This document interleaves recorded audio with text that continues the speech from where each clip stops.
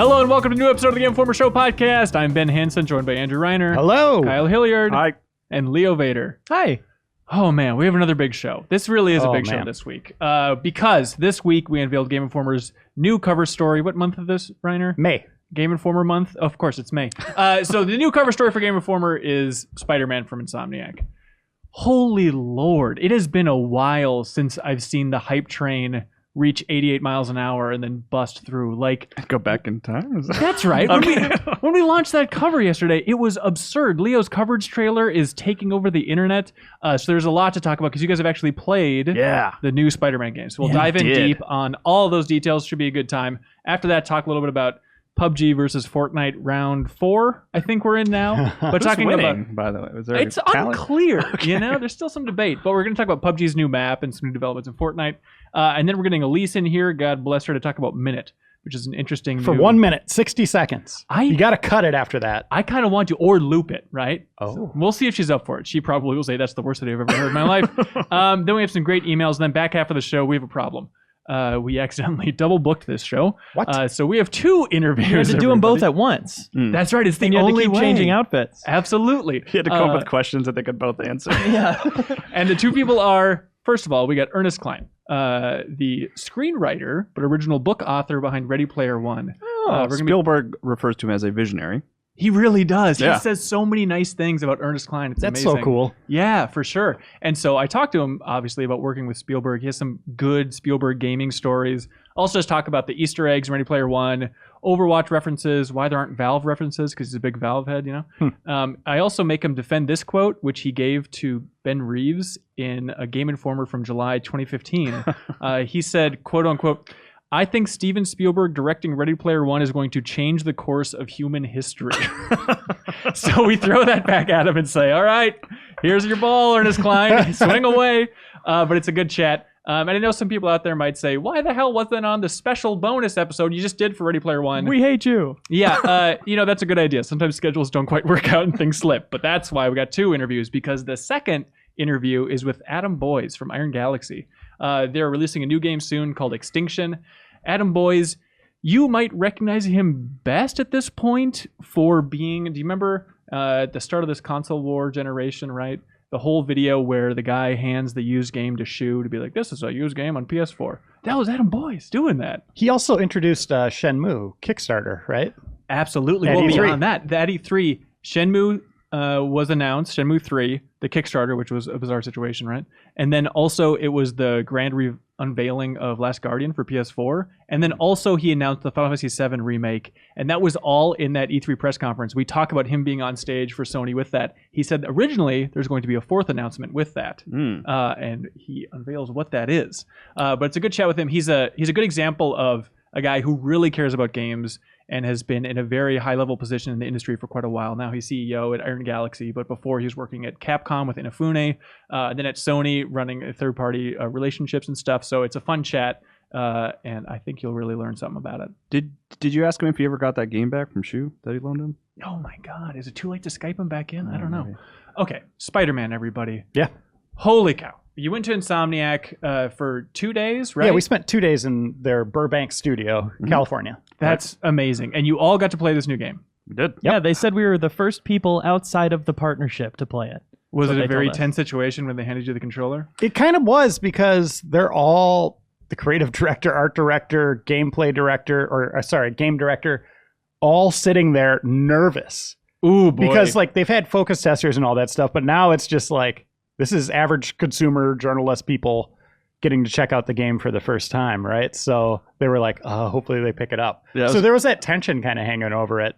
There were- we're just like, yeah, whatever, it's Spider-Man, you know? It's just like the old one, Spider-Man 2. Got it. Okay. Yeah. Good. Well, there was like even a couple times when we laughed that Brian Intihar, the creative director, we could kind of see him because he was sitting near the TV, and we would see him kind of like nod to people in the back of the room, and be like, Do you see what they did? They did it. It worked. And it was funny to see that sort of reaction of like, oh God, they're playing it and it's actually happening in front of us.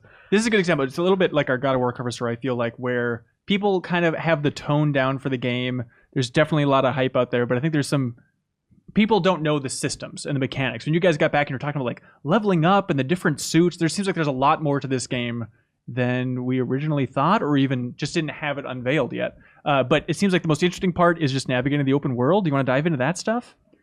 Sure. Yeah. I mean, they, when they handed us the controller, it was the first thing. I was the first person to play, and that's going to be important later, by the way. Okay. He's not just Right, bragging. Leo? All right, sure. No, I mean, they end up making me look really bad, but we'll get to that later.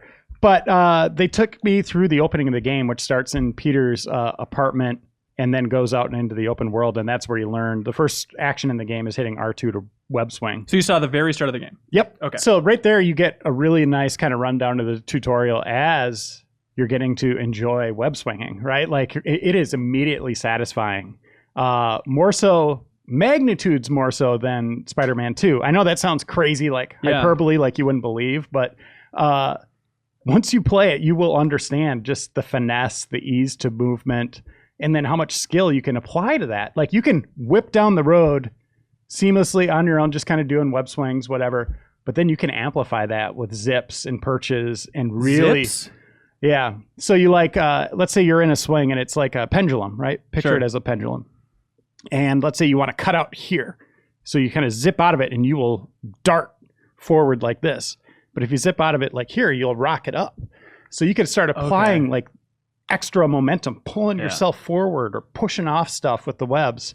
And then even use it to like make 90-degree turns around corners. It benefits a lot because, there's no time spent waiting to fall and swing. Otherwise, that's something they talked about is they want you to always be able to do something. And you can really string together like diving down to get more speed when you do your swing, or like zipping, perch jumping, which is when you go to a perch, press X and you fly forward off of it and keep your momentum. You can keep a lot of like fun lines going above rooftops, string them together. It's so cool that it opens the game with it too. Like we're talking like a short cutscene and then just right to it. Because the old right.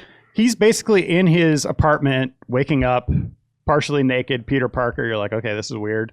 Rock music kicks in. We can't name the song because it might change. Okay. But that's the atmosphere they're going for. It's kind of got a Sunset Overdrive feel to it a little bit at that moment. His apartment is just an absolute mess. But It's he just immediately filled with Easter eggs, like all over the place. Oh, really? Yeah.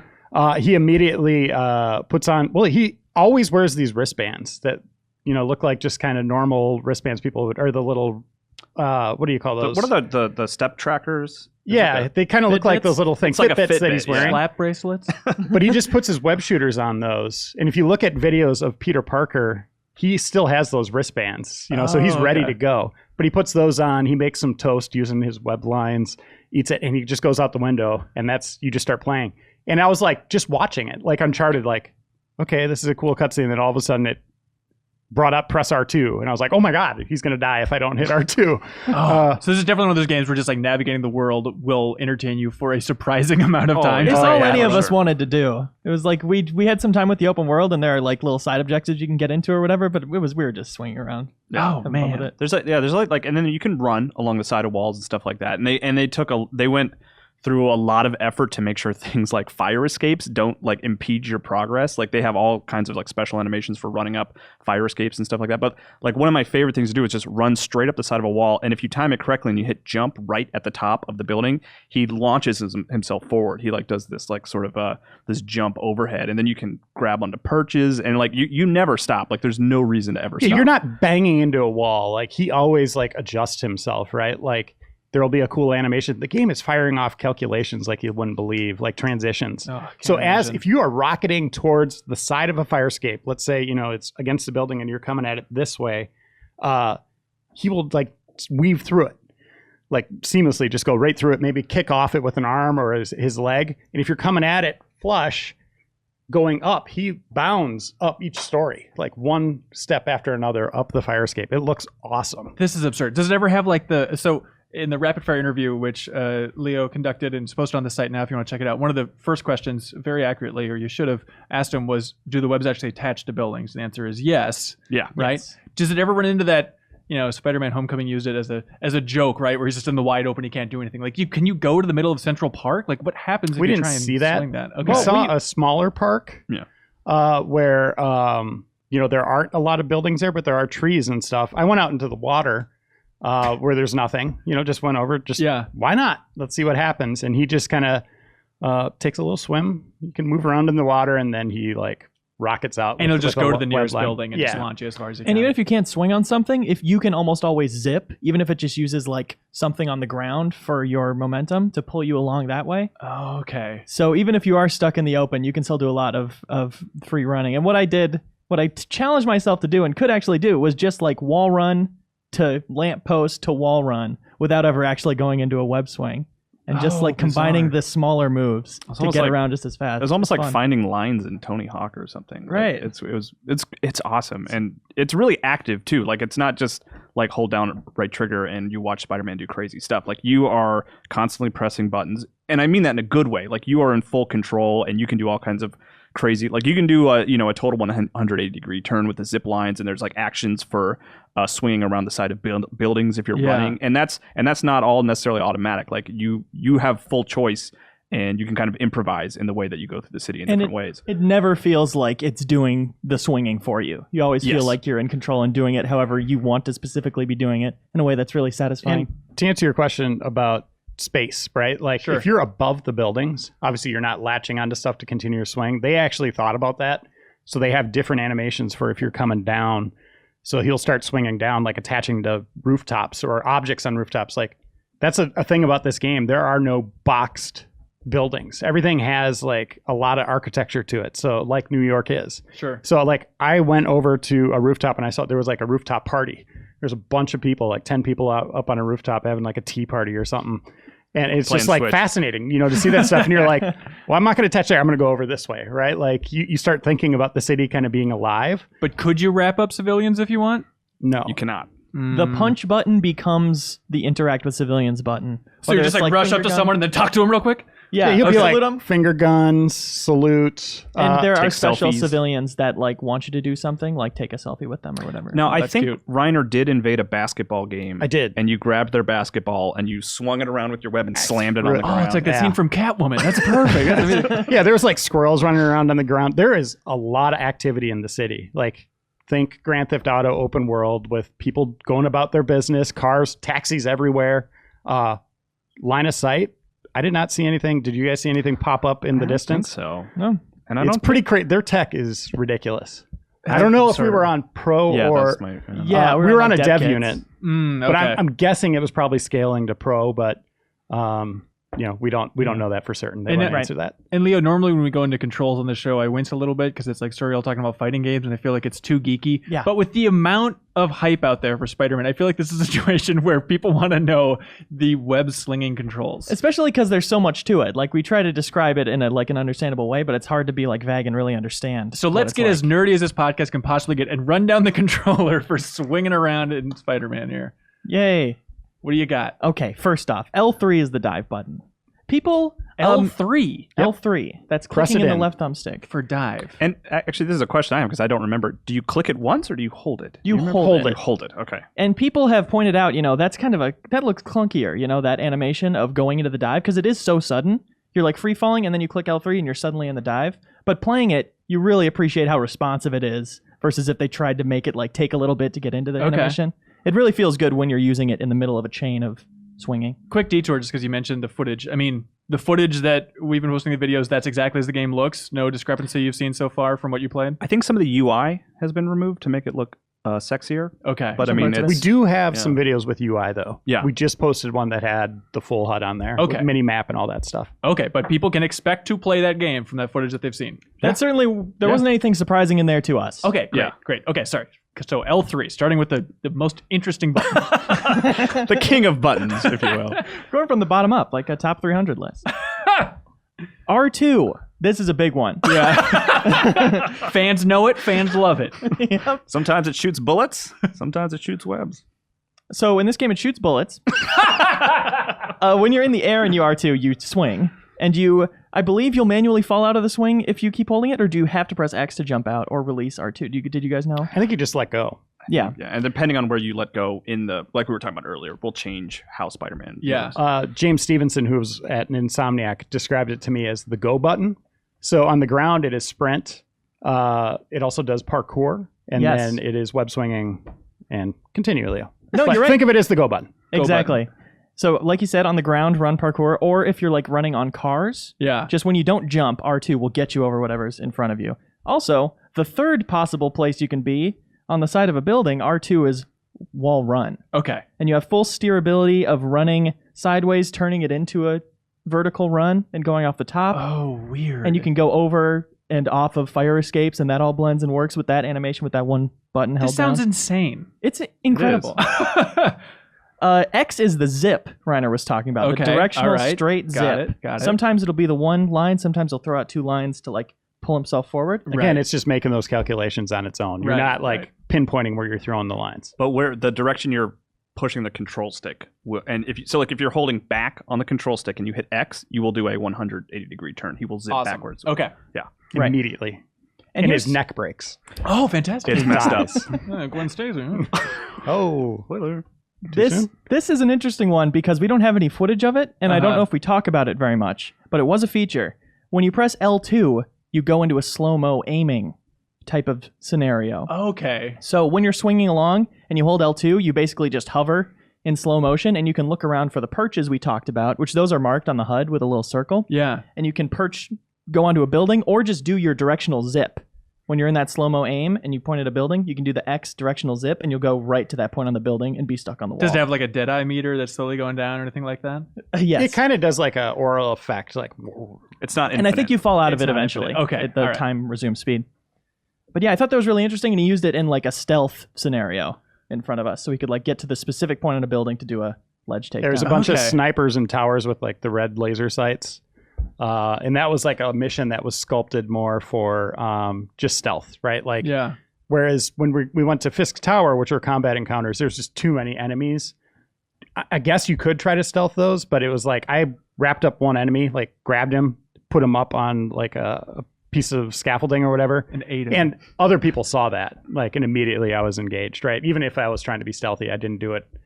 I didn't factor in their line of sight, or I didn't see them. I am very curious how stealthy you can be, because that seems very fun. Very cool animations on those stealth Yeah. takedowns. Those are the big beats for controls? No. Oh, God. Okay.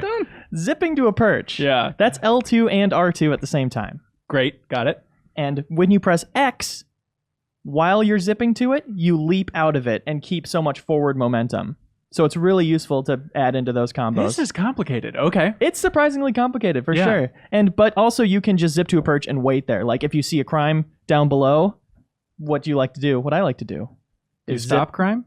eventually. Okay. But first, as I'm swinging, I can just see like a stoplight above the crime scene and just Yeah. zip to it without like having to slow down or anything. I'm just suddenly there in a point above the crime scene, and I can start like picking them off like we talked about. Mm-hmm.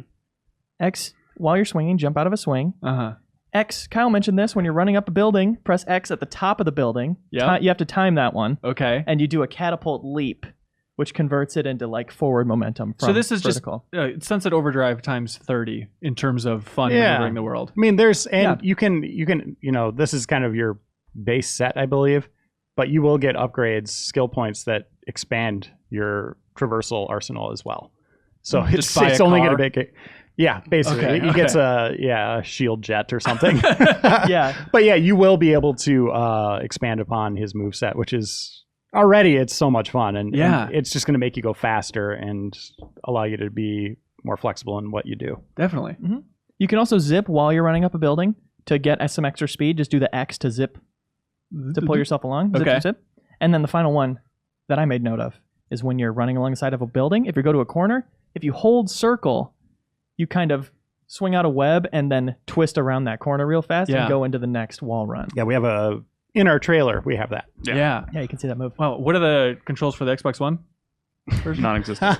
Ew, it's a PS4 exclusive, Hamburger ladies button. and gentlemen. Touchpad map. Oh. Oh. I think so. I think it was. Yeah, I have that in my story. I think it is. Okay. Touchpad map. It's in the story. Touchpad I mean, always who map. else? Got it. What else is Leo, that thing used burn for? that notebook. It's not in there. Yeah. Start Good God. again. Start again. We're going back to I want to Insomniac. add it, but there's no room. All right, just to get out of the way, last year at E3, everyone was like, holy crap, Spider-Man, Insomniac, perfect, this is amazing. QuickTime events, what's going on here? They debunked that like 2 years ago. Okay, so not an issue in all the gameplay Yeah, you We saw? saw some of it. Like, I So mean, they are in there. Yeah, but like very few. Like I think there was one side mission that we did where like it prompted us to like reach into the car and grab somebody. But Yeah. like even in the opening of the game, which was pretty cutscene heavy, I don't really remember seeing any. No. Like that. Yeah. Brian Intihar, creative director, his quote was just kind of like, people just saw a lot in that one segment. That was a very story-heavy segment, but Right. like the rest of the game, they're really not integrated that heavily. Okay. And that was the sense that we got. We played a bunch of combat. We played through story moments. We, web swung through the whole city, and like we really did not see that many, if any, at all. I only remember like one or two. Sure. The way they used it in the open world gameplay is in their side objectives where like the Taskmaster, you had to find those bombs and destroy those, and in like the one where you have to stop the truck robbery or whatever, you had to Yeah. web that up. But it's like at the end of the mission or at the end of whatever you're doing, you say you throw the bomb into the sky, it's like tap R1 to shoot webs at it to like mute the explosion so it's just not as big or I don't whatever. think they understand what webs are. But yeah, so that's yeah. like a, What do so you that- think webs are? It's like it's all fantasy, Hans. Yeah, you're right. So basically, Taskmaster in our Taskmaster mission, he hid like 3 bombs on rooftops. Right. And so it's a timed mission, so you got to web zip or swing all the way over to these bombs one by one. He wraps it up, Spider-Man wraps it up, throws it into the air, and then as it's in the air, like time kind of slows a little, and he webs it up. But the cool thing is, the more webs you shoot at it, the more points you get. The faster you are, the more points you get. So you're Experience ranked on points. your missions. Okay. It's like bronze, silver, gold, and once you complete one, you'll get crafting materials There's and crafting and experience Spider-Man? points to Oh, boy, okay. actually make suits and new gadgets and upgrade your gadgets. So you're crafting your own suits. Mhm. And it's like, okay, so some of them that There's you a talked about. base design like Spider-Man Noir.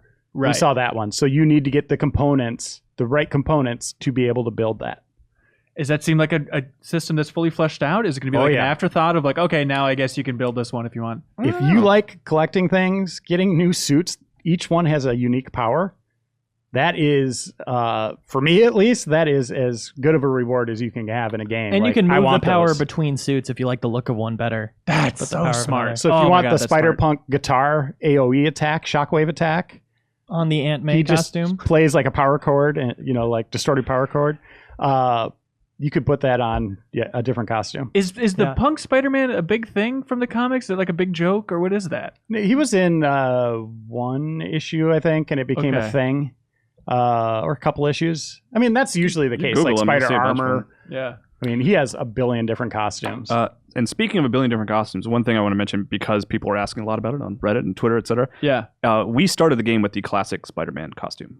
That But opening- not the white one. not the white one. That There's is a how- lot of debate about this white logo. That is how the game begins. You will be in the classic costume. He Hmm. early in the game will build through the story sequences. Build the Insomniac one. What do they call it? The advanced suit. Yeah, like they said there's a story reason around why it looks the So way it they- looks, Right. but they wouldn't tell us what that story reason Was that the one that is in like a snippet of the cover's trailer footage? Because Yeah. there's one that looks Yeah. like Yep. the Homecoming suit. That's Yeah. a lot of people called that out. Yeah, like which is good a on them classic. because it was like only in there for a second. But yeah, Yeah. the whole opening of the game we played, we were at classic Spider-Man, black Spider-Man, Okay. symbol and stuff like But that. he designs the suit for a reason. They will not tell us why. The advanced one. They will Yeah. not tell us where Peter Parker works, That's odd. which is interesting. And he Right. said Brian Intihar, the creative director, said he Yeah. will not reveal that until the game ships. We know he's a that is- scientist. that's We just just don't know where he works is a big spoiler. Oscorp. I don't think it's that because Harry Osborn, he's overseas in the game at the beginning of the game, but you do communicate with him through your phone, and that's a side activity. He has you check in on these Oscorp kind of, I don't know what you call them. experiments, mobile Mobile experiments that are all across the city. So you got to go check in on that research. Okay. That makes me think he's probably not working at Oscorp. Plus, he's very poor in the game. He's always near being evicted. Ooh, okay. But he that's- is But he is a scientist. scientist. Yeah. But it is New So- York City. Okay, so we know that Avengers Tower or Yeah. Stark Tower is in it. Wakanda Embassy. Is that true? Yeah, I saw it. Sanctum Sanctorum. Okay, and so they haven't said. It seems like they're focused on the Spider-Man license, but I think at E3 last year, even Brian Intihar, creative director, if we haven't made that clear, that he director even Brian said Intihar? like it's stupid Fragile Eagle? to ignore that exists in this larger world. But I mean, do you think they would go so far as to have him working for Tony Stark or something crazy like that? I have a feeling all the characters you meet might be Spider-Verse, yet you are in the Marvel-verse, if that makes sense. You see things from other comics, yeah. but I don't think they're doing that kind of like all of a sudden Hulk or all of a sudden Yeah. Iron Man. I think this is going to be more grounded in Spider-Man lore. Yeah. Post credit sting though, they gotta. Oh, that'd be awesome. They're gonna do it. I mean, they are doing. They have said they're doing post-release stuff. Like they had a name for it. I can't remember what it was, but like there is DLC coming. The city so, that never sleeps That's right. initiative. So there could maybe Interesting. there. I would see it. I would if I were putting money on. I would put more money on Marvel cameos in there rather than the main game. Yeah. It seems pretty much just Spider-Man from our perspective. From your perspective, Yeah. yeah. So we know it's an older Spider-Man. He knows his abilities. You're not going to see Yeah, he's Uncle been Ben dying. None of that Spidey stuff. for 8 years. That's great. Do you have any sense of like what the larger picture is? What his overall mission? No, the game begins with kind of an ending. He takes down Wilson Fisk, Kingpin, who, by the way, Creative director. I call this out in the story. His Fisk Tower looks like Trump Tower. It's got the same gold really? lettering on the front of it. Yeah. They're doing what Far Cry 5 wouldn't. But I asked them, and they're like, no, there's no connection. I don't fully believe that. I mean, it really does look like Trump Tower. Okay. But you take him down in the first mission. So we played through that mission up to what looked like maybe the boss battle, and they cut out. Right. They wouldn't let us have that moment. And then we see him in handcuffs. And so this is a big victorious day for Spider-Man. He finally took down this guy he's been whittling away at for 8 years. The main villain of his career is how he was introduced by Brian Endahar, the creative director. Oh, the creative director. Yeah. So then he swaps suits after that mission. We don't know where exactly that happens. But in taking down Fisk's empire, that opened the door for other villains, and one of which is Mr. Negative, who appears to be a big focus at least in the first act of this game. That's an odd choice, isn't it? Yeah. Like, I understand they want He to was do in something. a free comic book day comic. That's Oh, where he really? debuted. Oh but my he's gosh. such a fascinating character. So he's a good pick because he's really sewn into Aunt May's story, running the feast shelters, and May works there. Okay. So you have like this really good guy, but a really, really disturbing alternate identity. Yeah, and I think even like last year, the E3 interview we had, I think even Brian Endahar, creative director, he said something about like, obviously the core to a good Spider-Man story is like it has to pull on Peter Parker's home front at the same time and with the same factors that it's pulling on his Spider-Man life. When worlds collide. Yeah. And one thing you will play as Peter. It is going to be a lot about him. And, if you watch the story trailer they released last year, you see a lot of sequences with Peter sitting in a diner, walking around. So you'll get those moments in that feast kind of area I was talking about. You do walk around that environment. You can interact with things and people. I saw an interesting comment where they also said, oh yeah, Mary Jane's playable, which is awesome. I saw someone like, does that just mean it's going to be some walking simulator stuff? No. Like, you're actually going to be doing some interesting things as Peter Parker and Mary Jane? They wouldn't tell us, but from what I'm kind of thinking, this is just me thinking out loud, is she is now working at the Daily Bugle as a journalist. So I think she might be kind of that, if you look at maybe like an Arkham game, the detective stuff, maybe she does that stuff, like stealth into surveying her surroundings, putting stuff together. That's Okay. what I kind of think they might be going for. Sure. and And she her missions will appear like on the map at certain points. They're all kind of critical path based. You won't have like the choice to switch to her from what I understand. It's just in those instances. and also just to kind of continue on like what we hypothetically think those sequences will be. Yeah. She knows that Peter Parker is Spider-Man. Okay. So it's not like you're going to be like a damsel in distress necessarily when you're playing as her. From what we understand, like she's working with Spider-Man and Peter Parker. She knows they're the same person. It's not just going to be like, I hope someone saves me, Yeah. They showed us the Sam Raimi upside down Peter Parker moment where he goes, kiss? no. So he showed us that framing of a shot, and he's like, they don't kiss in this moment. She's giving Spider-Man orders. Like she's telling him what to go do. Like, so they're on again, off again. They've been on it.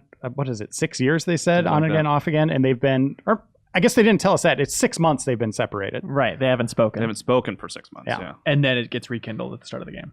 We don't I know. don't know. Okay. They seem kind of antagonistic. Press What we triangle saw. romance. All right. That's all I'll say. While we're in speculation territory, who do you think the final boss of this game is going to be, Renner? If you had to guess. Goblin. Yeah. So That's- Osborn is mayor. He's up for re-election at the time of this game. That's a talking point that I think they kind of gloss over, but I think the election might be a big part of what goes on in this game, and something might go wrong, and we'll see. We asked creative director Brian Endahar about Venom, and he said that was a cool character. So It's too cool not to do something with. But then it's like that trouble of like, you can't dip a toe in that storyline if you start to go down there. I feel like it has to be the entire game almost for the main plot. making a Spider-Man game would be really difficult because it's like you'd want to have the Sinister Six, all the characters, right? Like all the villains in there. But you got to also think about like the long game of like, who's our central villain for the sequel? Right. What territory do you want to cover there? So, Kraven, you could do a full thing on that, or Venom would be a full game. They could You go, don't want to do they like could the go Venom do. level, the Craven level. Yeah, Like, or you just want a to spend boss more fight. time. You don't with all want to those just people. spoil that. Yeah. Yeah, So absolutely. we'll see. Yeah, I don't know. I mean, talking about the future, what's the overall vibe at Insomniac? I feel like they must be buzzing. Like, holy shit, they've got it. They seem to be nailing it. Like, does it just feel like this is it for Insomniac moving forward for a while? It felt very like they're nervous, I think, is the big takeaway I had, is like they are playing with something that is, like a property that people adore. Yeah. Like people absolutely think this is like one of the greatest characters of all time. So, But there've been plenty of Spider-Man games. yeah, but I mean, it's like they want to do it right? So they want to make sure they get all that right. So they're working hard to do that. And what we saw nailed that, right? Like everything about it, like from Peter Parker's involvement, them focusing on Peter's story as much as Spider-Man's, I think is a great move that games don't do, right? Like they take the time in a superhero game to slow the action down to a crawl to focus on relationships. And I think that's awesome. Yeah. I really want to see, be engaged with Peter as much as Spider-Man. Do I want to play as Peter? No. I want to be Spider-Man because he's the cool character, but I do like, that is part of Spider-Man's identity. And for them to really pay attention to that is huge. So yeah, hats off to what I saw. As I said in my story, it's amazing. Playing it is amazing. And we just have to see how it builds off of that, the demo we saw. So people who are calling it the second coming of Christ in comments, they're correct. Is there anything where you're like, I don't know about this? Any red flags at all? I guess, how long the game is and how long the open world activities will remain entertaining. Right, Like that's you were always picking about. those off pretty quickly. The instances the crimes that appear randomly, or even the side activities, those don't last long. But they said they will evolve as the game goes on. So as things happen in the city, there will be new side missions, new crimes. And we saw a clip of a city street that looked pristine, people living there, looked warm, and a place you'd want to go. And then it cut to just a real quick shot of that same street with garbage piling up, cracks in the pavement, drones flying overhead. Yeah. But So they again didn't want to talk about it. They're like, you'll have Cracks to in see. the pavement. What Yeah. is it? Well, it almost looked, like almost post-apocalyptic-y. I don't want to What? Yeah. it just looked like like the Division. It looked like that something- section of the It city looked had like been something really destroyed. bad happened. And Like the Green on Goblin's the been street. mayor for a week? Is that what happens to the street? I don't know. So yeah, it'll be interesting to see where they go. And they also said the suit, like the Spider-Man costume, the white spider means something to the story. I don't know what it's made of. White. Carbon fiber. That's right, yeah, it's like Jacinda told armor. us carbon Yeah. fiber. Jacinda Chu. Art director.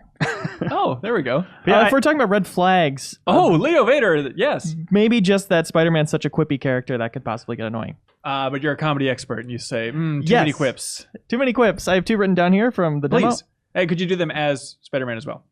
I've got this locked down, or should I say webbed down? Not an offensive joke or anything. Sure. But hearing that for 40 hours, you can maybe picture. Right. King Roy. Okay. And then when he was sneaking an event, this is Spider-Man sneaking an event to get into a building. Set up for comedy. Here we go. Knock it out. He says, "My own personal ventrance." Hang on. Let's stop and think about this. My own personal ventrance. Yeah, so it's like event Entrance combined and with the word event. entrance. Yeah. Right. I And chuckled this at is that one of the smartest people in the city building. Well, web look, shooters. sense of humor Again, and intelligence. it's not like I was like, stupid jokes or anything. It's just like, if we're talking about red flags, maybe I wouldn't want to hear Spider-Man talk after a while. Yeah, that's a tough balance, Yeah, we'll see. But I want to go back to the suit. So it's Sure. very different. He doesn't have the red boots. So they looked at it more like what an athlete would wear, especially in his 20s. You wouldn't want to wear those weird web boots. So he has like kind of shoes, but the blue on the suit, represents like area where you're more active. The red is more of a armor where you want to protect yourself more. And then, as Leo pointed out, carbon fiber, maybe. okay. The white, which has a meaning, we don't know what it is yet, but that is protecting him the most.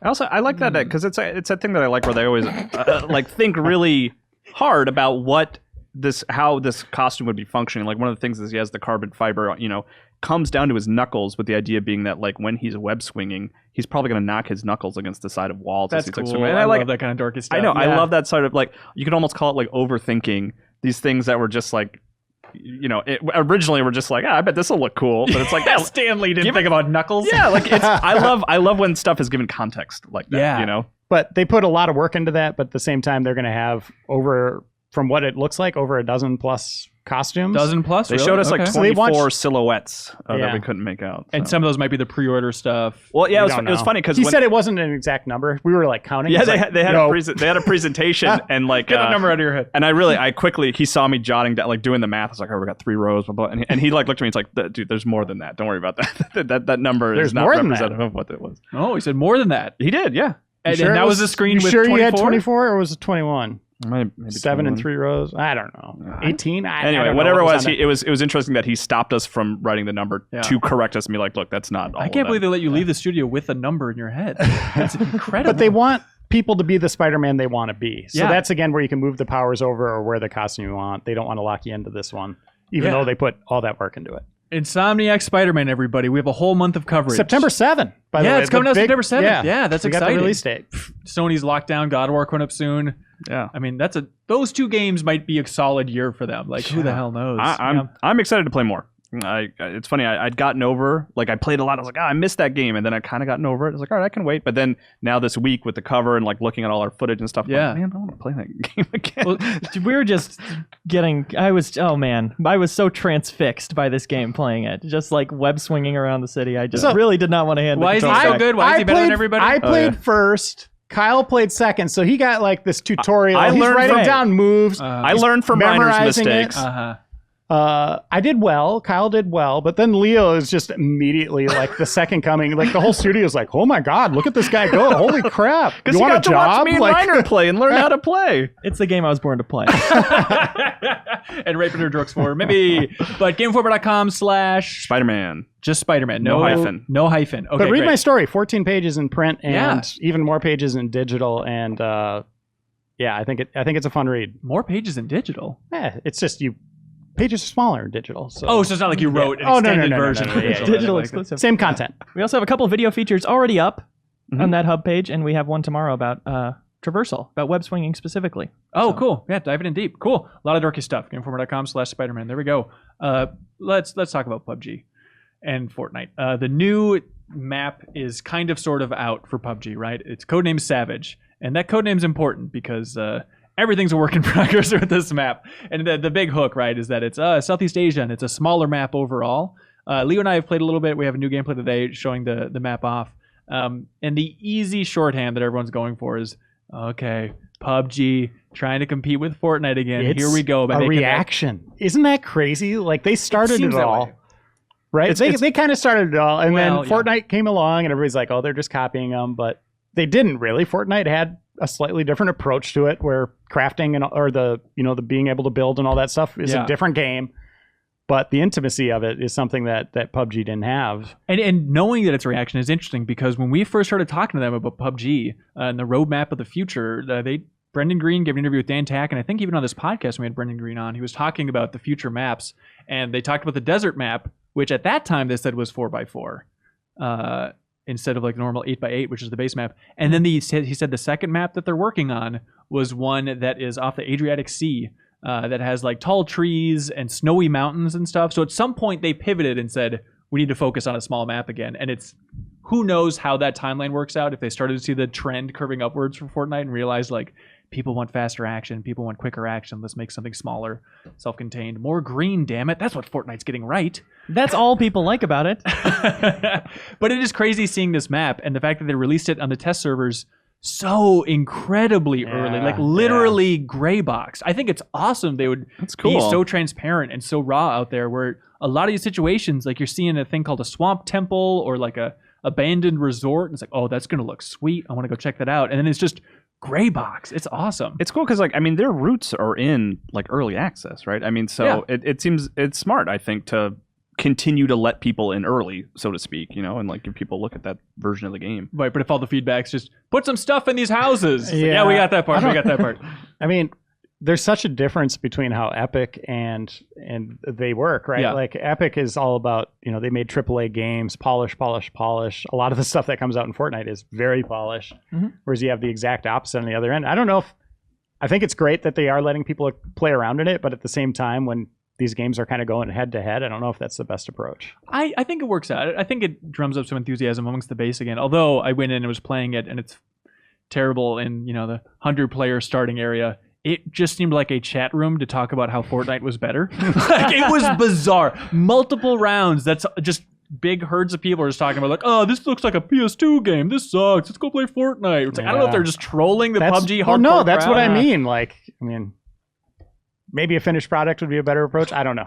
Yeah, but I mean, still, a good word of advice for any game. I mean, to be fair. Just saying. Yeah, it's an easy story to be like, oh, Fortnite ate their lunch, but they still have 1.4 million concurrent players on Steam. Oh, yeah. They're still just annihilating on almost every front, financially and everything like that. Leo, have you enjoyed the map, what you've seen so far?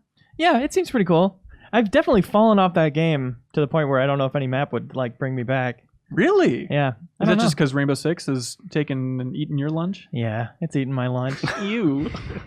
Yeah, I don't know. I very much have just like I had a lot of fun with Battle Royale as a concept, and I'm kind of ready to move on. Even like Fortnite isn't appealing for you at this point? Not really. It is interesting how the conversation is now Fortnite, though. Like Fortnite, I made that video right when it came out about the Battle Royale mode came out. I was just like, oh yeah, it's got some cute things going for it, but overall, I still prefer Battlegrounds. Good effort, guys. Yeah, Well, that was cute everybody's epic reaction. games. We talked about it on the podcast. That was definitely the reaction. Then it just gets to this point where you just, feel the ground vibrating. It's like, oh, okay, Fortnite is reaching mass hysteria levels. when My people Lyft driver learned- is telling me about it. Yeah. It's when people learned like exactly what you could do in building in that competitive space and how quickly you could build towers and just protective shells. Well, Save the World And it didn't went- take off. Well, no, but this is a completely different thing. In Right. the competitive space, those mechanics change it completely. Like it is a whole new competitive type of experience. I think free and visuals definitely get people in the door. It feels good. Also, And then being on that- consoles in a stable way. yeah, and then that keeps them around. I think it's like, oh, there's more to this. you Also, know? good name, Fortnite. That's all people call it, Fortnite. Not Player Unknown's Battlegrounds, the game PUBG. by Fortnite's Brendan. Battle Royale mode, not we? the other mode at the start of the thing. And then in the office, we're like, are we okay just calling it PUBG in the context of stories now, or are we still writing out the whole word? And it's like, I don't know. I think we go PUBG. You just Yeah, got to there go we go. PUBG at this point. But I mean, talking about like, Epic's workflow compared to Blue Holes and everything, it's also just crazy to think about Epic grinding that game out for 6 years? Since 2011 is when they officially started. Yeah. 7 years of just knowing that workflow, knowing how to, integrate new items, new objects, everything like that. Like they know those tools backwards and forwards. And now they're in a point where it's just like, all right, all hands on deck. Let's make new Fortnite content. You can't stop that train. It's just absurd. And what you're seeing now is just the beginning of it, right? Like, they built that mode pretty quickly. But they have probably some long tails where they're going to have like a year of development for something, or maybe 2 years of something crazy. Well, speaking of long tails, let's talk about the comet in the sky, ladies and gentlemen. So, Wait. Who is this character? Who is this guy? I don't know, but I hate him. Scientist Ben Hansen. We gotta get a comet in the sky. We're gonna talk about. And fun fact, tails of comets aren't actually trailing the comet. They're actually facing away from the sun. Wait, I thought you were a broadcaster. Now you're just a nerd. But it is crazy. Around it was last week or so, players would look up in the sky in Fortnite and they see a real J.J. Abrams mystery box where there's a comet in the sky and people are wondering what the hell's going on. Combined with, hey, our controllers are vibrating at random moments, and Epic's like, that's a bug. I don't know if I'm a conspiracy theorist. I bet there's some secret coding nonsense going on with Some that artists game. finished the skybox finally, and people are just losing their minds. Well, what do you guys think it is? Like, there's theories that it's going to come in and just obliterate the towers, or it's going to hit and introduce a new sci-fi themed map or something. It's aliens, and then they come out of the ground, and then it's the Save the World mode. That's all you can do. Every time you come to Battle Royale, it's also just save the world. Gotcha, fuckers. Please play this mode. This one's good too. It's a weird world, man. But it does seem. I mean, the sort of simple answer is it does seem like it's just a tease for new content, right? Yeah. I mean, new map or something. It's an like that. effective tease to have Cool, that I like constantly in it. the sky, like Final Fantasy VII, just teasing you of when it's actually going to hit. That's a cool idea. Even if there's nothing to it, if it was just a nice little artistic touch, they will probably turn that into something now. Now that Now people that the have attached to it. community's going yeah. bonkers over it, Just a full comet costume that you can run around the battlefield with. Yeah. they might do something fun with it. I don't know. You can But fly now. If I was the developer and I started to see this, I'd be like, let's put this into our next plans. Let's Yeah. do something fun with it. Yeah, Yeah. for sure. It's just a crazy story. For now, Andrew Reiner, Yes. you've been here. Back to Spider-Man. Yeah, you've been here for like 45 minutes, so you Yeah. want to clap out? Elise Favis, welcome to the podcast. Hey. Honor to have you. You have played Minit, Yeah. which is spelled Minit. Yeah. Not mint, but minute. And Minute. not minute. Well, it's kind of like. So, yeah, basically, it's an adventure game where you play 60 seconds at a time. Which is cool. It kind of gives that frantic vibe of like a WarioWare or like Half Minute Hero, if you remember from not too long ago. Yeah. I think we've all played at the table here. And so, Kyle, correct me if I'm wrong. From what I've played, is the pitch, overselling it, yes, but is the pitch, it's Majora's Mask meets Link's Awakening too much? The Majora's Mask Ooh, kind that of is a bit structure overselling it. with like the vibe and a little bit graphic fidelity of a Link's Awakening. Does it? It doesn't fully reset every time. I guess Majora's Mask doesn't either. Honestly, it's not unfair.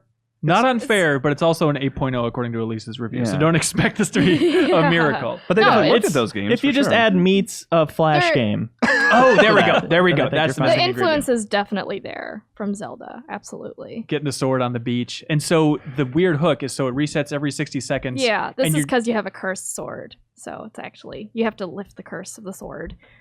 That's the overarching story. Never pick up a sword, ladies and gentlemen. It's And- kind of, go ahead. Oh, so I'm still trying to figure out, like, I've just played a little bit of it. Uh-huh. And so you're just kind of piecing together what you can get done one 60-minute or 60-second run at a time. Yeah, so you start off in your house with your dog, and you kind of go off, venture out, and then you pick up the sword, and then every 60 seconds you die, and then it sets you back to your house. So you only have 60 seconds to like venture out as much as you can, but as you explore, you'll find items, and these different items give you different abilities. Like coffee, for some reason, lets you push crates. Flippers let you swim. So every time you get an item, it's kind of like a milestone in a way. So the item comes back with you to the house, and you can switch between your different items to get further. And then there are other houses that you can reach as new resting places. It's like the new checkpoint for the Yeah. 60-second So clock. Okay. like if you get to like the desert landscape, then there's a like trailer, and that can be your new house. So you kind of have to like strategically go around the world and be like, okay, my objective right now is to finish this quest over here in the forest. There's this house that's close by, and I have to find the shortest route to get there and try to finish it.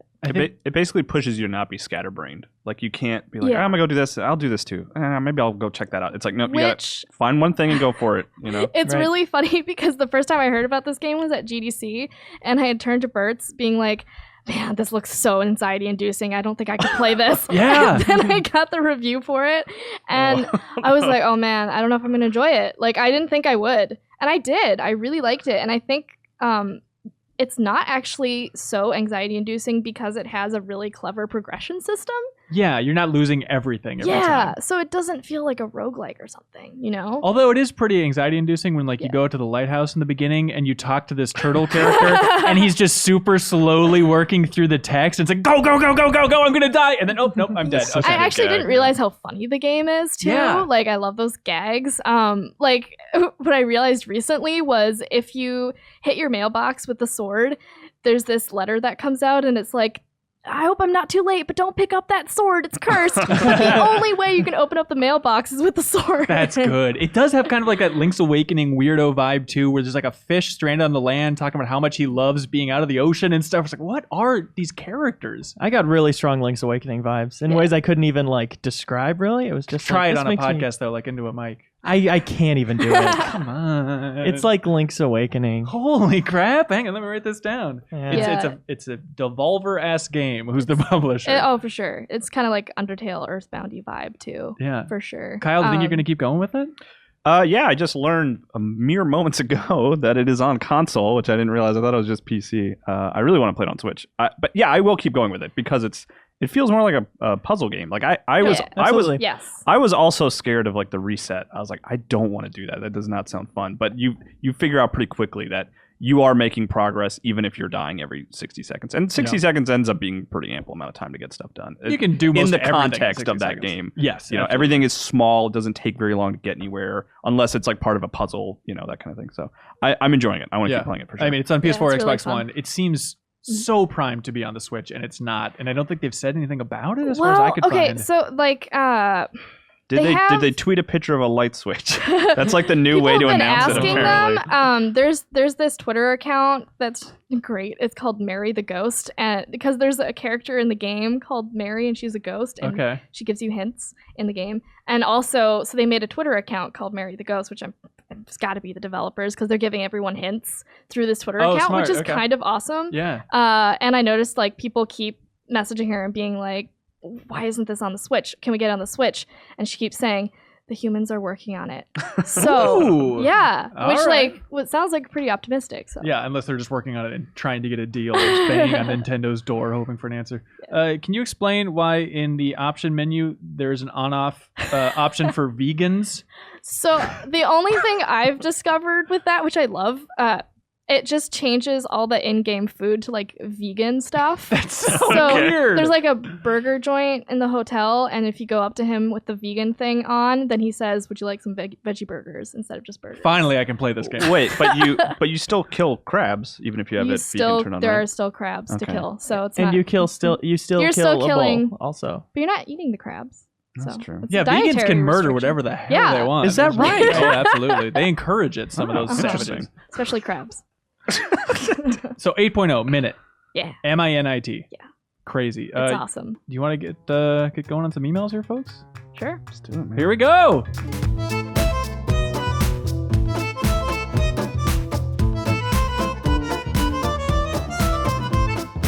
And Hello, welcome. Oh, are you gonna do the intro? I'm going to do the intro this time, Okay. Leo. Leo's got the main beat. Welcome back. I'm still here. We're all still here. We're going to dive into emails. This is going to be a wonderful time. If you want us to read your email, first of all, because we read every single one, there's so many great ones I don't get to, and I apologize for that. But read your email. Have your email read on the show, offering feedback, thoughts, questions, news stories you want us to cover, anything under the sun, anything that, Leo? Makes this show more fun. There we go. Send it to podcast@gameinformer.com, podcast@gameinformer.com. We're going to read through these emails and choose our absolute favorite and ship that person out something very nice. Hooray. Some would say the nicest thing they've ever seen. Ask us Spider-Man questions for next week. That'll be fun, right? Oh, God, that's a good plug.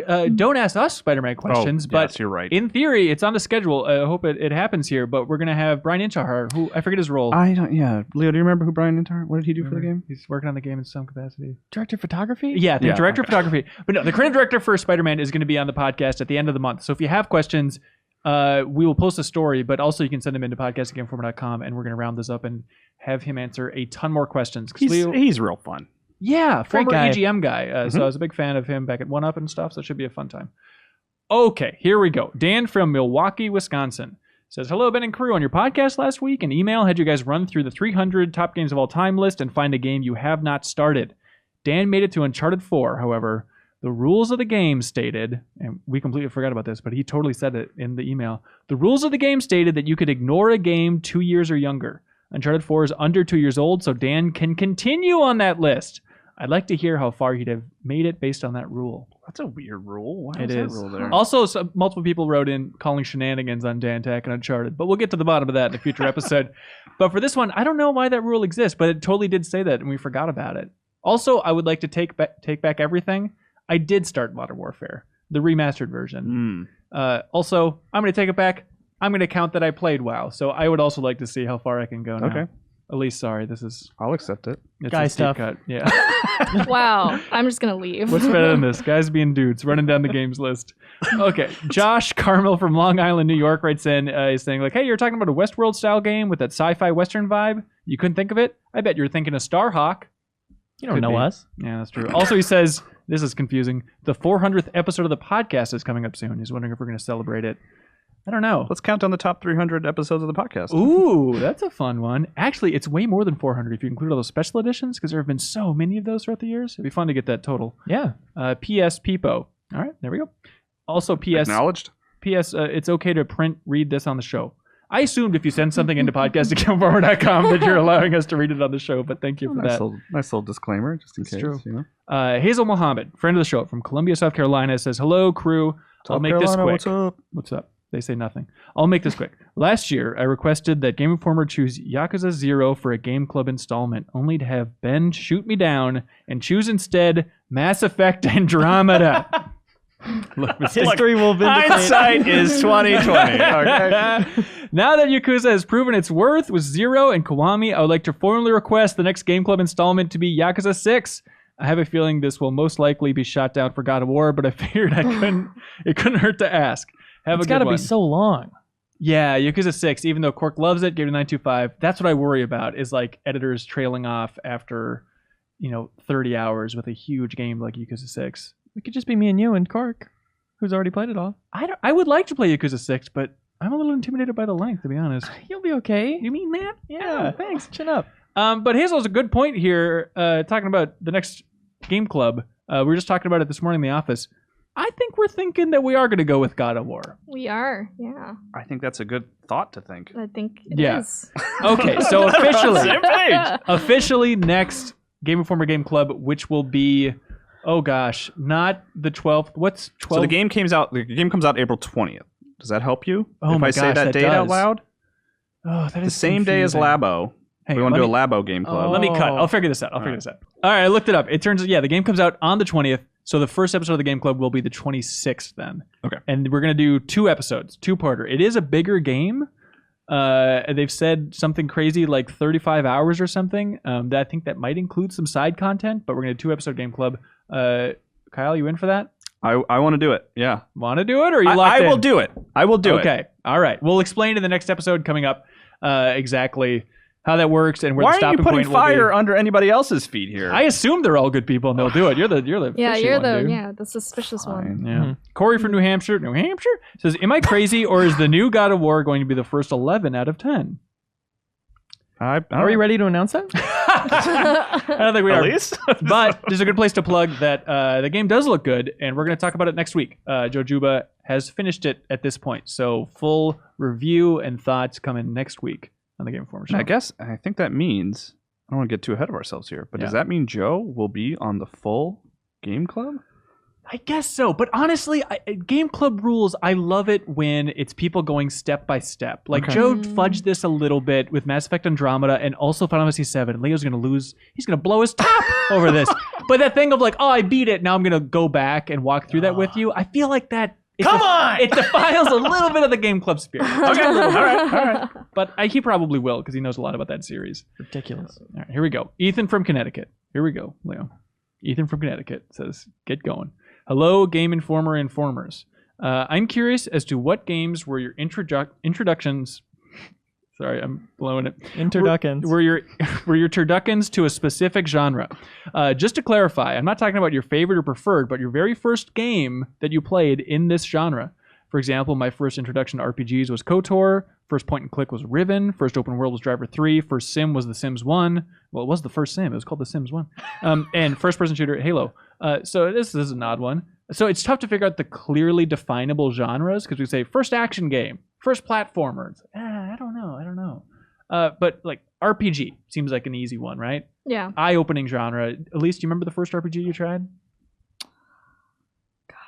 Probably it's either Earthbound or Paper Mario. You got to choose though. Mario, sorry. Well, it must have been. Freaking Americans. It's got to be Earthbound, right? Just timeline-wise. It's gotta be, right? Yeah. Yeah. I had that on the SN. Kyle, you remember? Okay, well, so I do remember playing, I think it was Final Fantasy Mystic Quest. That's turn-based, right? Yes. Okay, I remember playing that at a friend's house who wasn't home. Like, I was just going through his games. I broke into this guy's house, and I was checking out his games. Going on a Mystic Quest 5-figure That's right. discount. And I played it for, like, it was the middle of his save file. I didn't understand what was going on. I'm sure he loved that. It seemed very stupid, and I did not like it. I was like, I'm not jumping. I'm not swinging a sword. I have to, Yeah. I'm like, things are just, menu is popping up. What is this? And like for a long time, that was my perception of RPGs. Like I remember people being like, "Oh, you gotta play Chrono Trigger." And I was like, "But that's like one of those stupid menu games, you know?" Yeah. And then it was the game I really gave Super Mario RPG a shot, and I played that and beat it. And that was like what I consider the first time that I was like, "Oh, I understand RPGs. This makes sense." And then that opened the floodgates. I went and played Earthbound and Chrono Trigger and stuff like that. Yeah. So Super Mario RPG, and then technically Final Fantasy Mystic Quest as like as an appetizer. Leo, do you have a shorter, Sure. better answer? Or? I think mine might have been KOTOR as well. Oh, really? Yeah. Why maybe KOTOR? maybe I dinked around on some Final Fantasies on friends' nests or whatever, but Broke into their house. KOTOR was available on Macintosh computer, which is a big selling point for me. Oh, that's right. Big #1 Mac gamer. Yeah, Did you and pl- you know, liking Star Wars, it's like this is a good. I can be patient with learning how this type of game works because I see Star Wars. Yeah.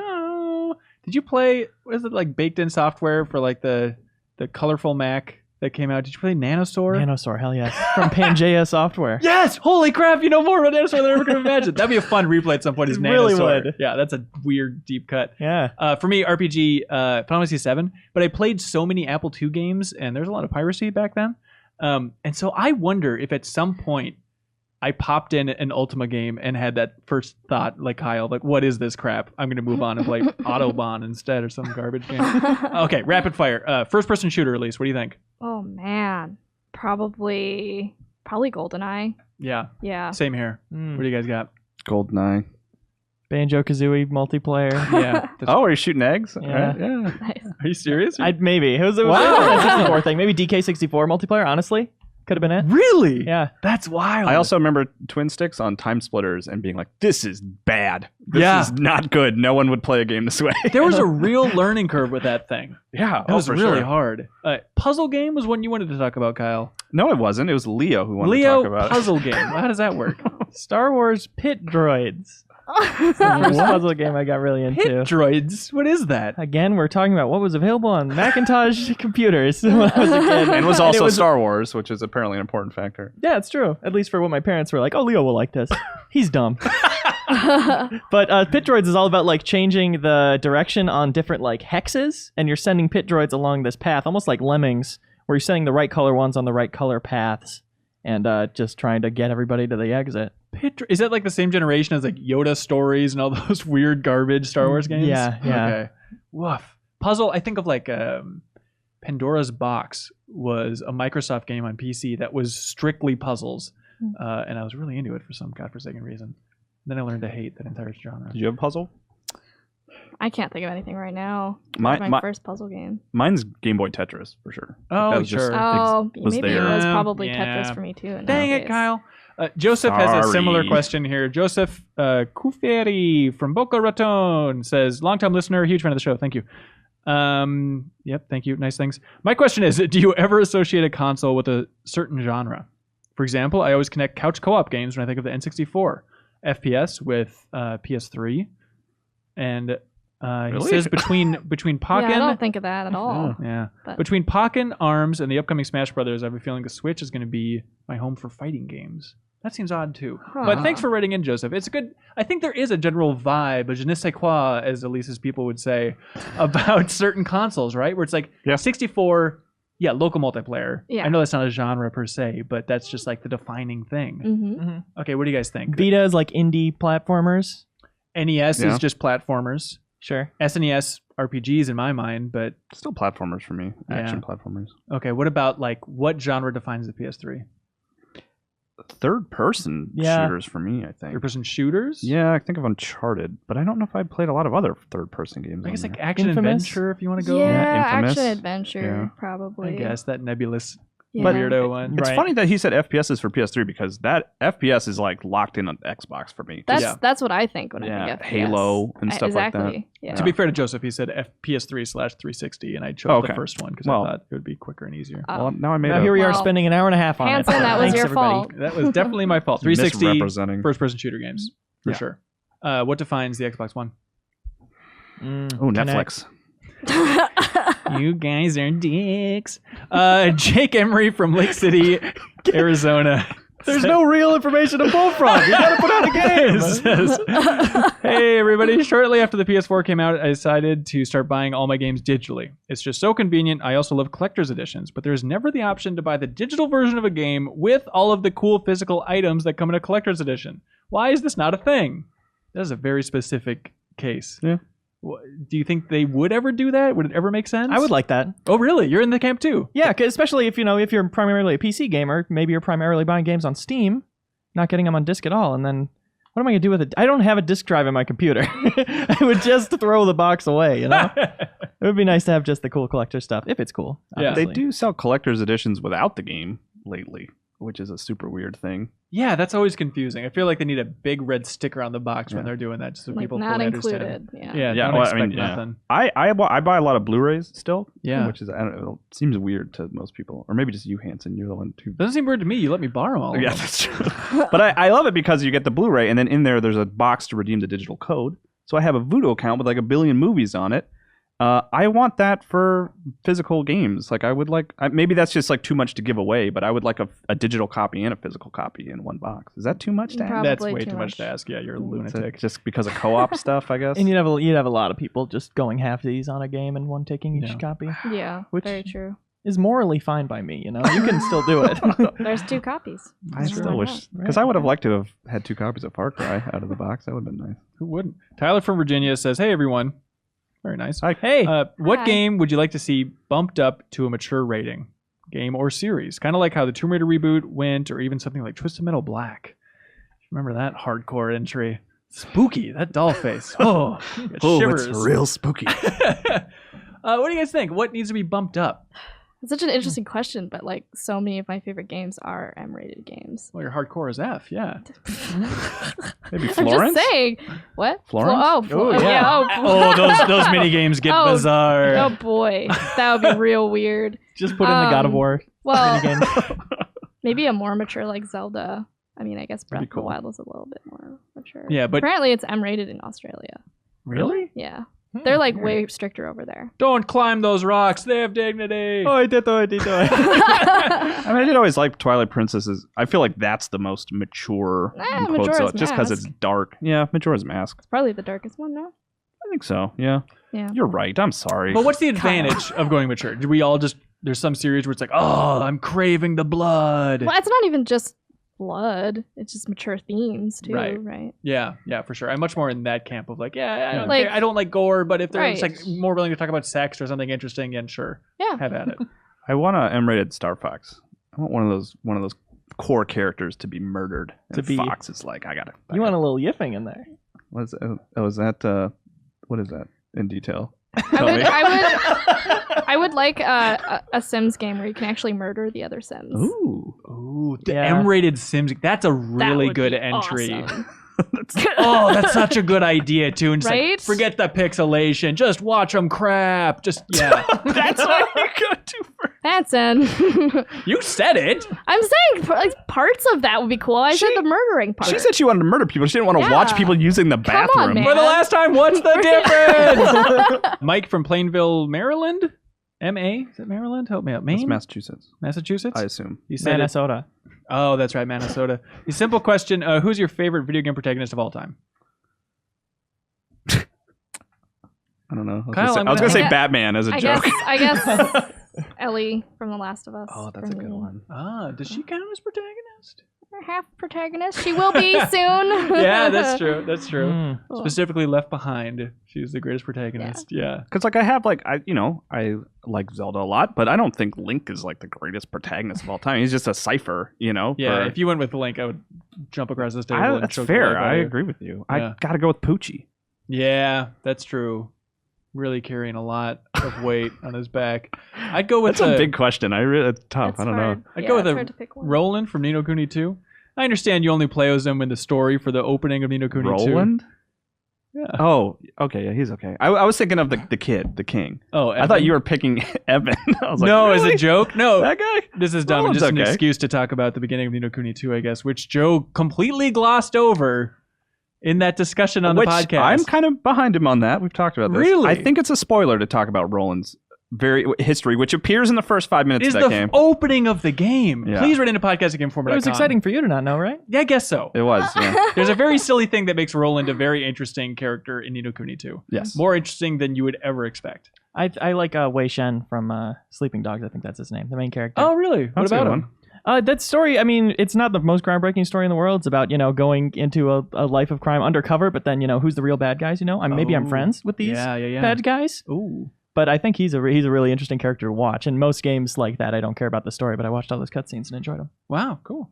Hey, Felix from Paris writes in and says, "Hello, Benechu and crew." Does that mean something in French I'm unaware of, Elise? No. Okay. Well, then you'll love this question.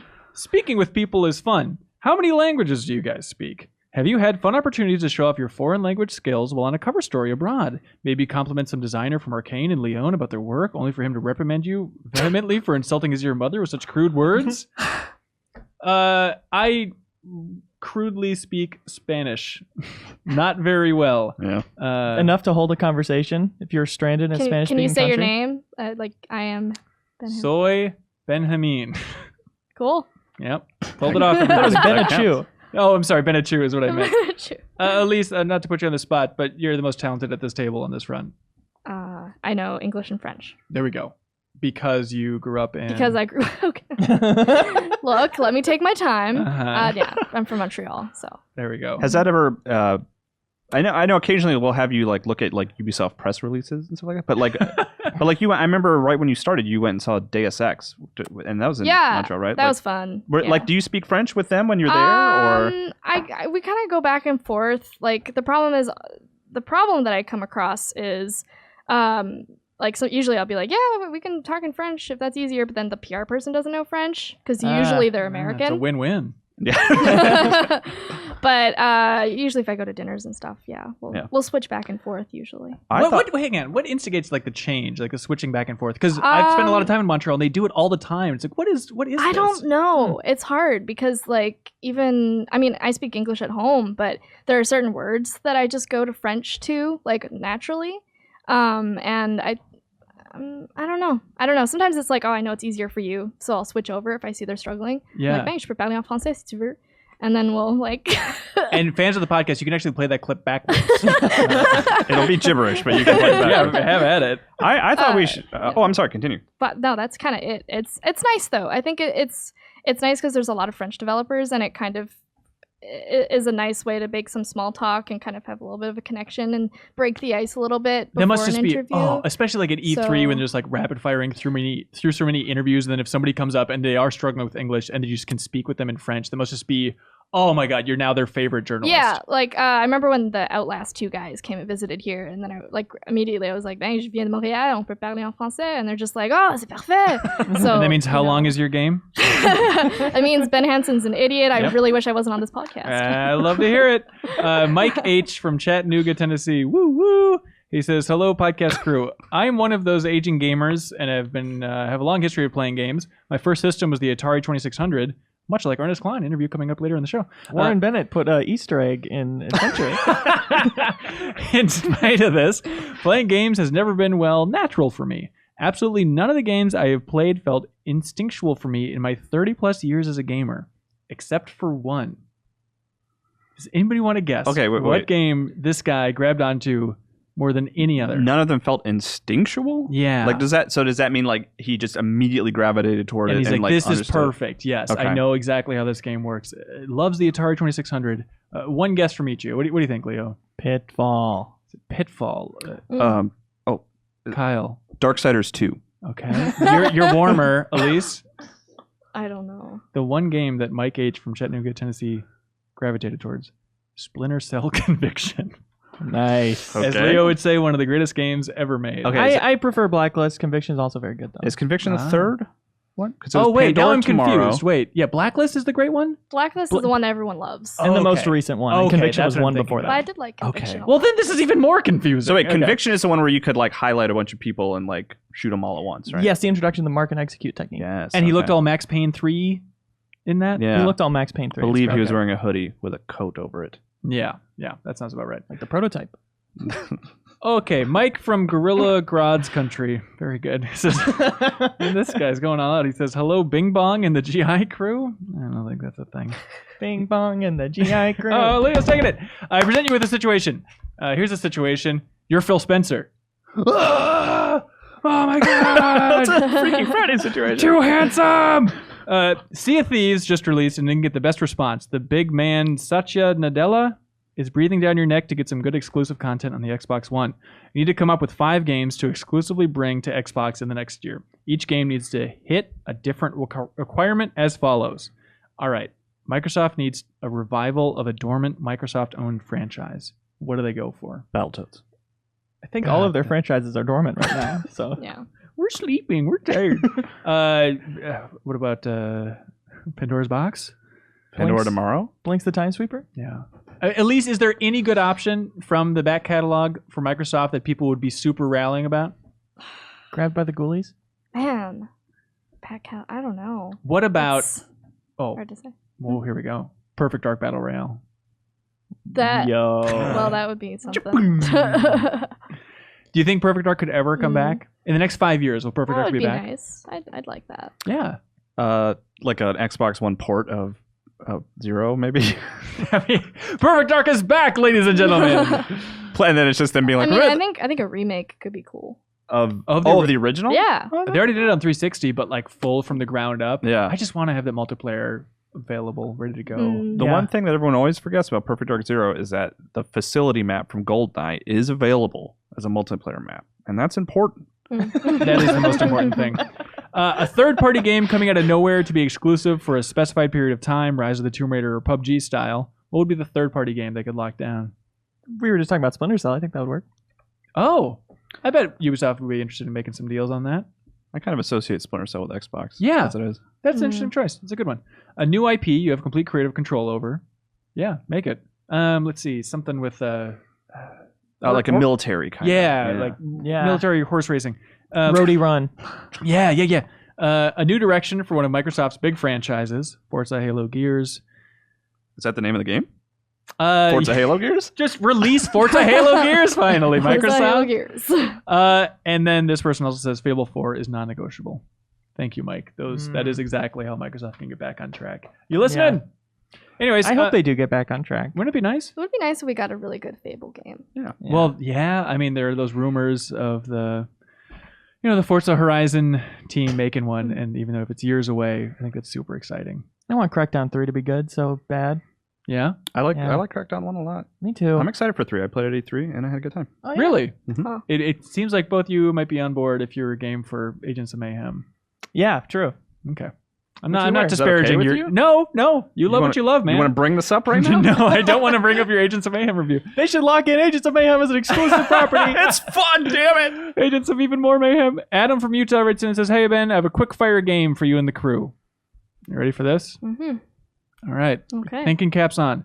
You guys are familiar with military phonetic alphabet: Alpha, course. Bravo, Charlie, Delta, Echo, Fox. Trot, Foxtrot. Golf. It is golf. Xylophone. Yep. Okay, you're gonna love this Huey. game then. Go around the table and do a video game version of it. A through Z of the whole alphabet. Oh. But do it quick fire. Shouldn't we save this for our next road trip? Oh, for the next GI Show road trip? Yeah. Yeah. Okay. Okay, so someone starts. So I think an A game, a B game, a C game. I think Okay. going with just names of games is the cleanest way. Okay. I'll start. Okay. What is the rule? Oh. Oh boy. The Yeah. Comma the. yeah, comma the. Okay. I guess I gotta do So comma like the Adventures of Batman Rum is an A game. yeah. Okay. I'll say the first A game. Yeah, I couldn't think of a better example. I'm I just sorry. want to do this because I feel like I got this one. Alpha Centauri. Batman. Wait. some NES oh, game are we? called Oh, Batman we're or just something? going around the table. Yeah, Okay. yeah. Okay. Oh, Speaking yeah, you of gotta be the NES game specific. Batman. Okay. All right. NES game Batman. Good. Why is it so hard? Yo, yeah, I got one. Celeste. Oh, great. Darksiders. Urgies. Strong. Urgies? Yeah, PS1 Yeah. fighting game. Okay. What do you call them? PS on Urgies? Final Fantasy. Grabbed by the Ghoulies. Oh my gosh. Hyrule Warriors. Oh, nice. very good. Whew. Indigo Prophecy. Oh, good luck, dude. Oh, I got Jack and Daxter. one. Connecticut. Oh my god. Why can't I think of anything? It's It's a two-part puzzle of trying to figure It is out so hard. what letter Wait, is I'm L, next. right? You're L, yeah. Jeez, come on. Come on. Legend of Zelda. There we go. Yeah. God, go. that's an easy That one. should have Hang been my on, example. comma. What? Comma the. Comma the. Wait, got it. are we out if we don't say the full no, title? I'm not. Oh yeah, you're disqualified forever. Okay. Maniac Mansion. Narc. Yeah, that's a PS2. Yeah. Start to then. The answer is obviously Overwatch. Okay. Is that okay? Comma the. Pikmin. Okay. Oh, What is this? Is this Q? This is easy. Oh, yeah, that's the easy one. Oh really? I mean, Are you out? hang on. No, I'm not we want to say it out. for you. I'll give you a hint. No. It begins with Q. It's a big Hang hint. on. Mighty I think Quest for I'm Epic sure we're on the Loot. same I page. know, I'm sure we are. Okay. The Is Mighty there... Quest for Epic Loot. Hang on. This is gonna drive me We have to insane. say it at the same Yeah. time after, okay? Q. Oh. You ready? Yeah, we all know. We all no, know, hang right? on. Hang on. This is gonna drive me insane. No help. No help. Hope you're ready for dead air. Q. I mean, there has to be If only there was one Oh, game boy. that Quest, started with Q. King. That has shown up in films of Oh. late for some reason. Classic game. It was probably in Ready Player One, I'm sure. What? A Somewhere. Q game? Showed up in Pixels. Do you guys wanna say it on Sandler? three? It was, Do you know what? You were Hang all on on. the same page. Hang here, on. right? Oh, Yeah. is it Okay. QU? No, it's What is not. that? I have never played QU. No, I'm asking if it's spelled QU. Oh, No. no. No. There's gotta be a million. All right. Please write in if you are yelling at your just with your headphones on, just yelling at the top of your lungs. What could this legendary game? I will not go out this way. Q. QI. Q. You can tap out whenever. No. Hell no. I know I've been banging on the table, but Go that's through no the tap. whole alphabet for the next letter. Quicks? I mean, that counts, I think. But... Great. That's Yeah. what we're all All right. All right. Should we, all right. On the Wait, count wait. of three. Yeah, 1, 2, 3. 1, 2, 3. Qbert. God damn it. I'll see you in hell, Bert.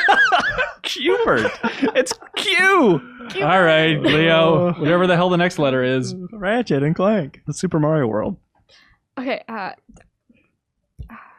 Too fast for you, Elise. yeah, I know.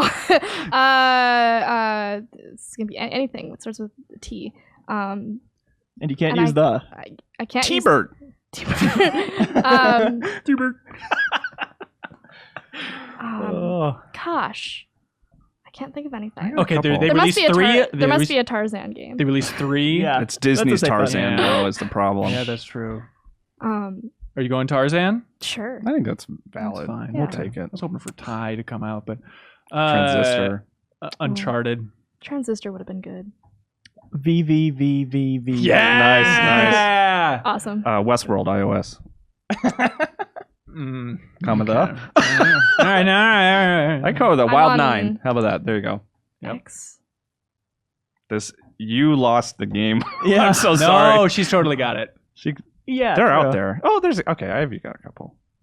Well, just one. Just say like extreme snowboarding or something. That's probably real. Nobody could really call you on it.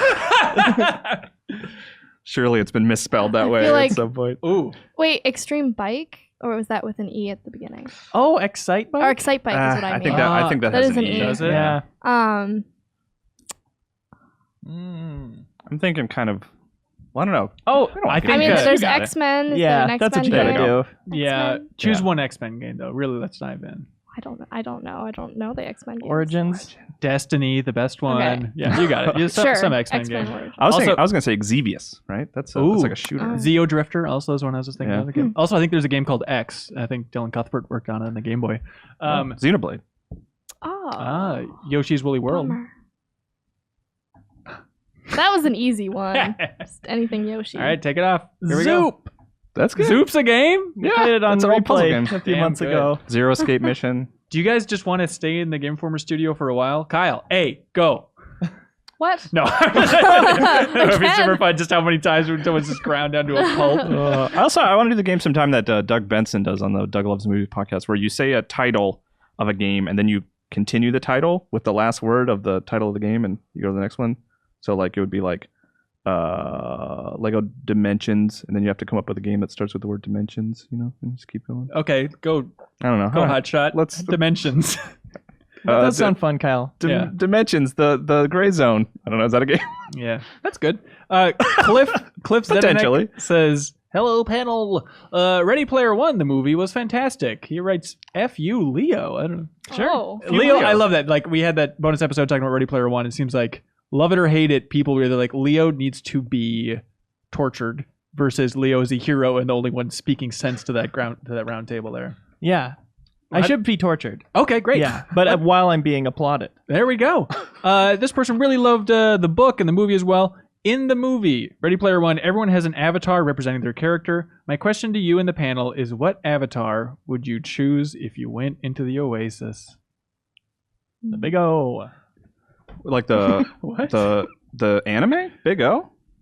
That's what I call the Oasis. Oh, The one and only, the big Q. the big Q. Well, yeah, what would you guys choose It as seems like unfair. the character you're embodying in this sci-fi world? One person gets to be Tracer in that movie, and she has like lots of movement abilities. Oh, That'd be that's really smart. fun. I feel like that's what your decision's got to be based on. Right. So Wouldn't like, be- There's like 5 Master Chiefs running that movie. Why'd you be Master Chief? You Yeah. can jump kind of high, I guess. that armor's so heavy. Yeah. What about all the people with custom stuff? They all had custom abilities and everything. I guess is that the idea? Or they were just they? kind of like big freaks in the movie and didn't really have You any can custom be abilities. anything, right? Your Yeah. avatar can be anything. Yeah. But Yeah. you get all the powers. So if I'm Spider-Man, that I get to be way. Spider-Man. Yeah. Do you want to be Huh. Insomniac Spider-Man? Is that where you're going with this? Okay. That'd be fun. Okay, just for the movement abilities? Okay. Yeah. All right. Jessica Jones. Mm. Ah. What's Heck her? yeah. Does she have a superpower? I haven't watched the show. She can jump really high and has super strength. Oh, that sounds pretty good. Jumping would be fun. Yep. Yeah, absolutely. Jumping. I'd go as a missing number from Pokemon. Just wander around the world as some freaky glitch tearing the world apart. Fun. Yeah. I'd Yeah. be Arnold from Hey Arnold. Are you kidding me? Football head. Talk about cute. Very football head himself. There we go. Hey, everybody. Email of the week. What do you guys like?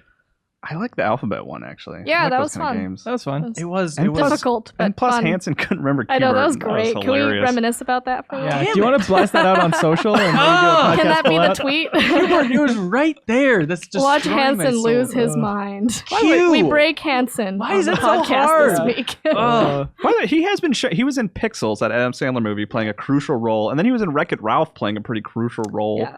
Like, why has that been the one that I everyone's don't grabbed? know. Is he just the easiest to get the license for, or something? I he's don't funny know. because he swears. He's got it all. True. Swearing, bad gameplay. Kind of like the original Duke Nukem. Yeah, it's true. If you haven't seen Pixels, by the way, which you shouldn't, but if you haven't, Q-Bert turns into a very attractive woman that one of the characters ends up marrying. Shut No. up. Yeah, that's That right. sounds true. horrible. And does he call her Qbert I don't. after she's transformed? You know what? I'll watch No, it again. Her name turns to QT. Oh, very cute. What do you guys like? Okay, so Adam from Utah. I like the alphabet one. Yeah. All right, Adam, congratulations. We'll ship you out something real nice. Congratulations to everybody that wrote in because they're all wonderful questions. We appreciate it. Podcastinginformer.com. For now, let's really go to the Oasis, ladies and gentlemen. You ready for this? Yeah. What's that thing that Because- she does in the movie? She goes. We're gonna have an interview coming up with Ernest Cline, who actually wrote Ready Player One, talking about his work with Spielberg, He everything like that. actually did. He actually did it. And stay tuned. After that, we have a great interview with Adam Boyes if you want to learn more about the games industry from a very smart gentleman. So stay tuned for that. I will.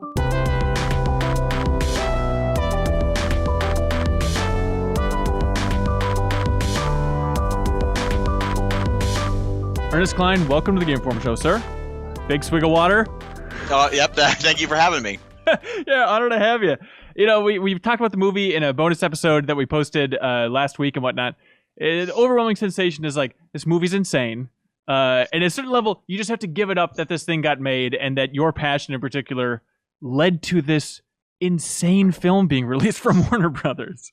Yeah, it's pretty crazy. It's the least likely thing ever to happen, especially to a kid who grew up, on Steven Spielberg movies. It's I'm still trying to process it. He signed on to do the movie about almost 3 years ago exactly, and it's just been the craziest and best 3 years of my life. Oh my gosh. So this is what I'm a huge Spielberg fan as well. And I feel like if I was working with him, I would just constantly watch him every meeting I had and wait for like, when's the genius coming out? When is he going to make a move or like make a decision that's unlike anything I could have predicted and it pays off? So like specifically, what was the first time where you realized like, there's that Spielberg magic in a meeting, in a discussion, anything like that?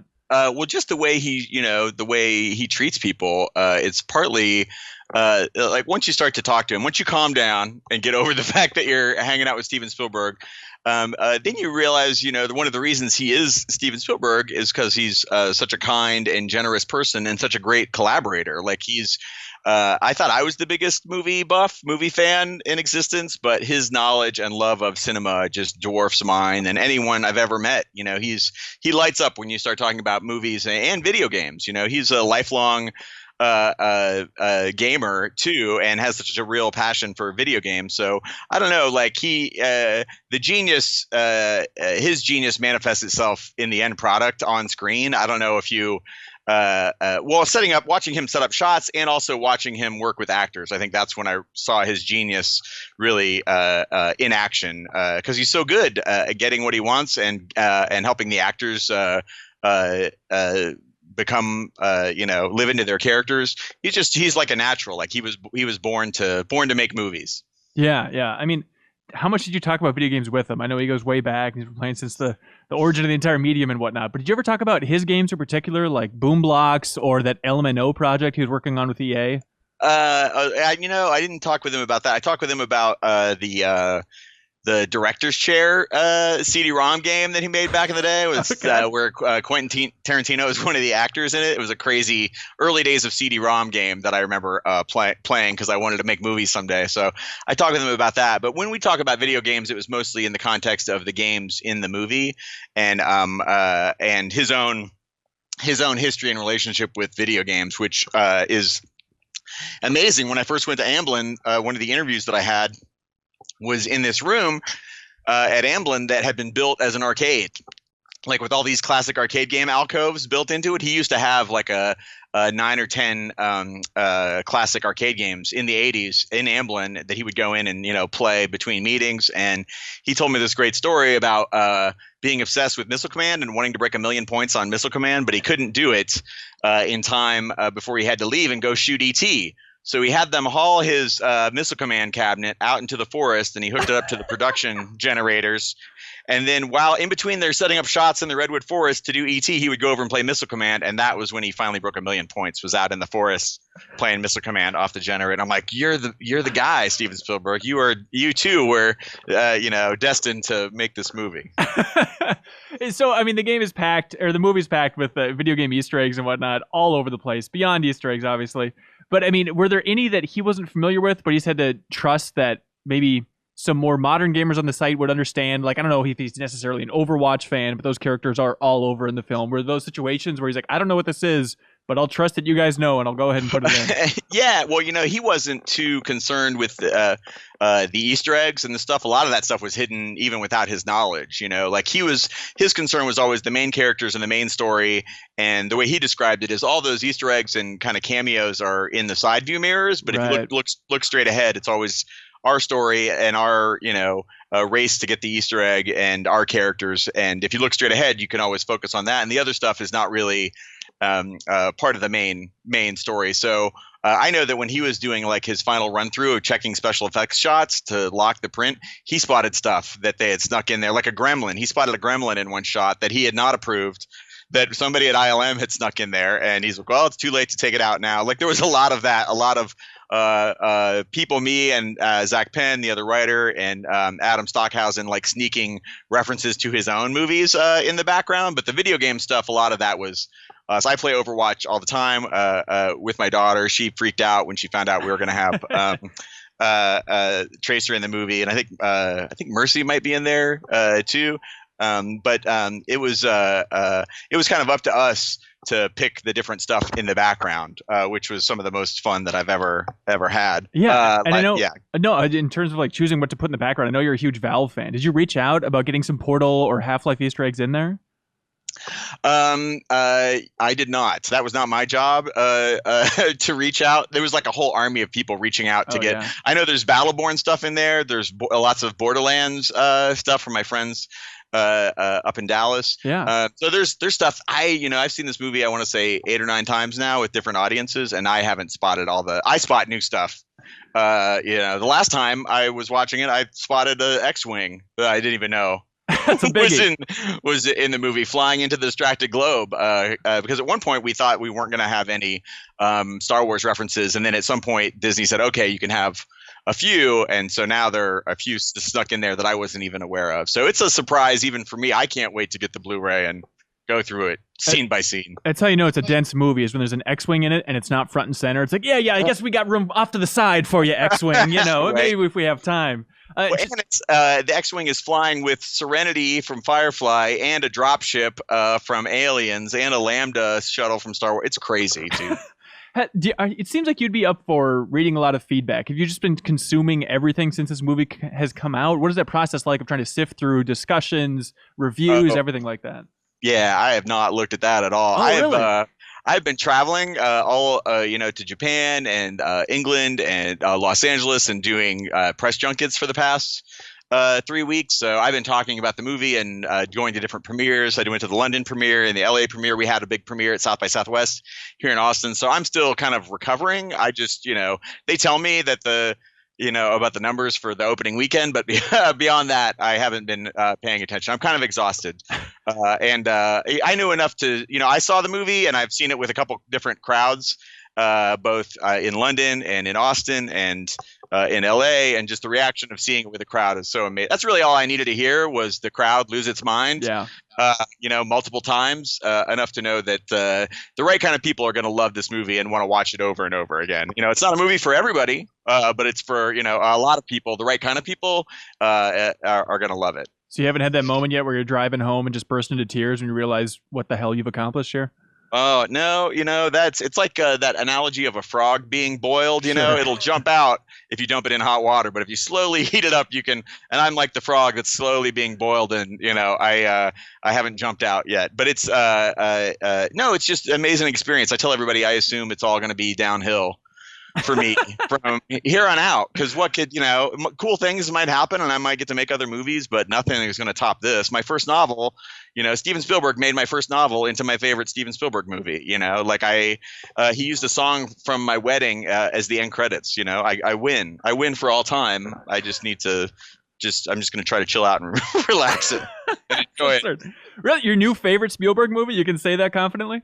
My God, well, it's a whole different experience, like all the other movies, I wasn't there on the set, I wasn't a part of the experience of making it. And so when I watch Ready Player One, not only do I see this amazing movie that's unlike any movie I've ever seen in my entire life, but I got to help make that movie. And there are all these memories, associated with it, and conversations with Steven and things that I see, and here's the end product. So it's like a work of art that I got to make with one of my favorite artists, based on a story that I conceived. It just, it can't help but be my favorite Steven Spielberg movie. And it's the one that, touches on all my interests. It's kind of everything that I love, and it's so much of what he loves. Like, he is a big fan of movies and video games and pop culture as well, and he has his own unique relationship with it that just only added to the texture of my story. So yeah, my favorite, and will always be my favorite. That's awesome.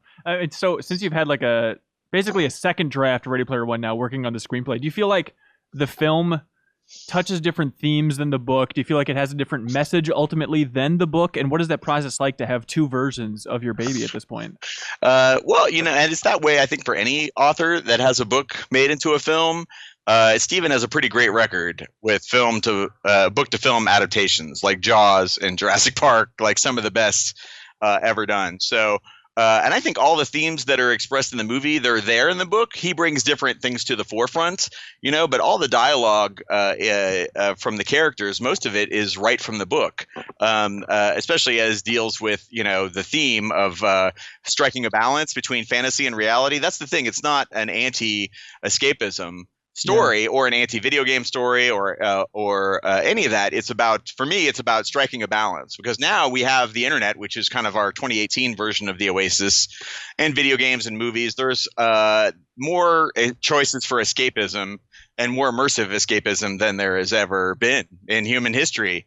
And so it's very easy to escape from reality, and also very appealing right now to want to escape from reality. So I think that's why it ends up being a very timely story. Steven has a talent for picking movies with themes and topics that touch on kind of about what's going on with us right now. And you mix in escapism and net neutrality and just our own relationship with the internet and the way the internet is changing our culture and changing our politics and changing our society in unforeseen ways. Like for me, that's what the best science fiction always does, is it takes technology and extrapolates how it's going to evolve and affect our lives and our human relationships in the future. And so I think he brings all of that out in the film. It's all touched on in the book, but kind of I touch on a lot of things. And so he had to pick certain themes about escapism and also kind of regret and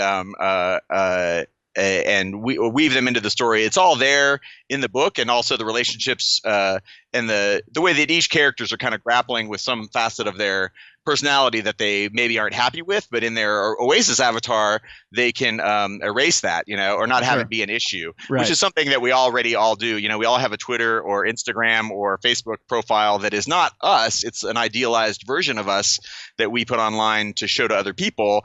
And we curate that. And that's what, your Oasis avatar is. It's a idealized version of yourself that you can use to interact with other people. So all those themes that are in the book, they come out in the movie. Not everything that's in the book comes forward in the movie, but I think he picked the essential heart of the story, and that comes through really nicely. Yeah. So back in 2015, you did an interview with my coworker Ben Reeves for Game Informer magazine, and I want to read a quote back to you. This is July 2015. In 2015, you said, "I think Steven Spielberg directing Ready Player One is going to change the course of human history." Those are some bold words, dude. And so now, post the movie's release, how do you feel about that? How do you feel about how it's going to jumpstart VR or possibly affect the industry? Yeah, well, the book already has changed the speed with which VR, I think, has been adapted, but that's minuscule compared to the influence this movie will have. I know Ready Player One has been influential to people at Oculus and Vive and Google because they've told me, and they've had me come and do book signings and told me that they handed out to new employees as part of a new employee package, at Oculus. I remember going and I got this when I came on board, as part of my Welcome to Oculus package. So that's really flattering, but I think that that's minuscule compared to the influence that this movie will have. People all around the world, millions and millions and millions of people are watching this movie right now and are going to be inspired and influenced by it to try virtual reality and to seek it out and maybe to work in it. And help bring something like the Oasis about. So many different virtual reality companies and people working on haptics and everything else are constantly reaching out to me, because they're trying to, everybody says we're trying to make the Oasis, and everybody is, but nothing is, it reminds me of Top Gun. When Top Gun came out in the 80s, it Navy recruitment numbers went through the roof. It ended up changing the whole fighter pilot community in the Navy because so many people joined up who were nothing like people who had signed up before. All because of Top Gun. Movies can have a profound effect on the culture and on what people are interested in. And I think Ready Player One is a 2.5-hour commercial for the potential promise and pitfalls of virtual reality. And it's directed by Steven Spielberg. It's clearly going to change the speed with which our civilization adopts virtual reality. Yeah. I don't think it's up for debate. Interesting. So talking about the tech within the movie, the VR tech, there's a lot of people getting nitpicky about I don't understand how this works. The locomotion seems all over the place. So in your mind, do you see just the goggles as, not literally how you imagine VR is going to be in the year 2040 or whatever, or do you imagine that is a literal depiction of it's going to be something like that? Well, the VR and the locomotion as depicted in the movie is very much like it's depicted in my book.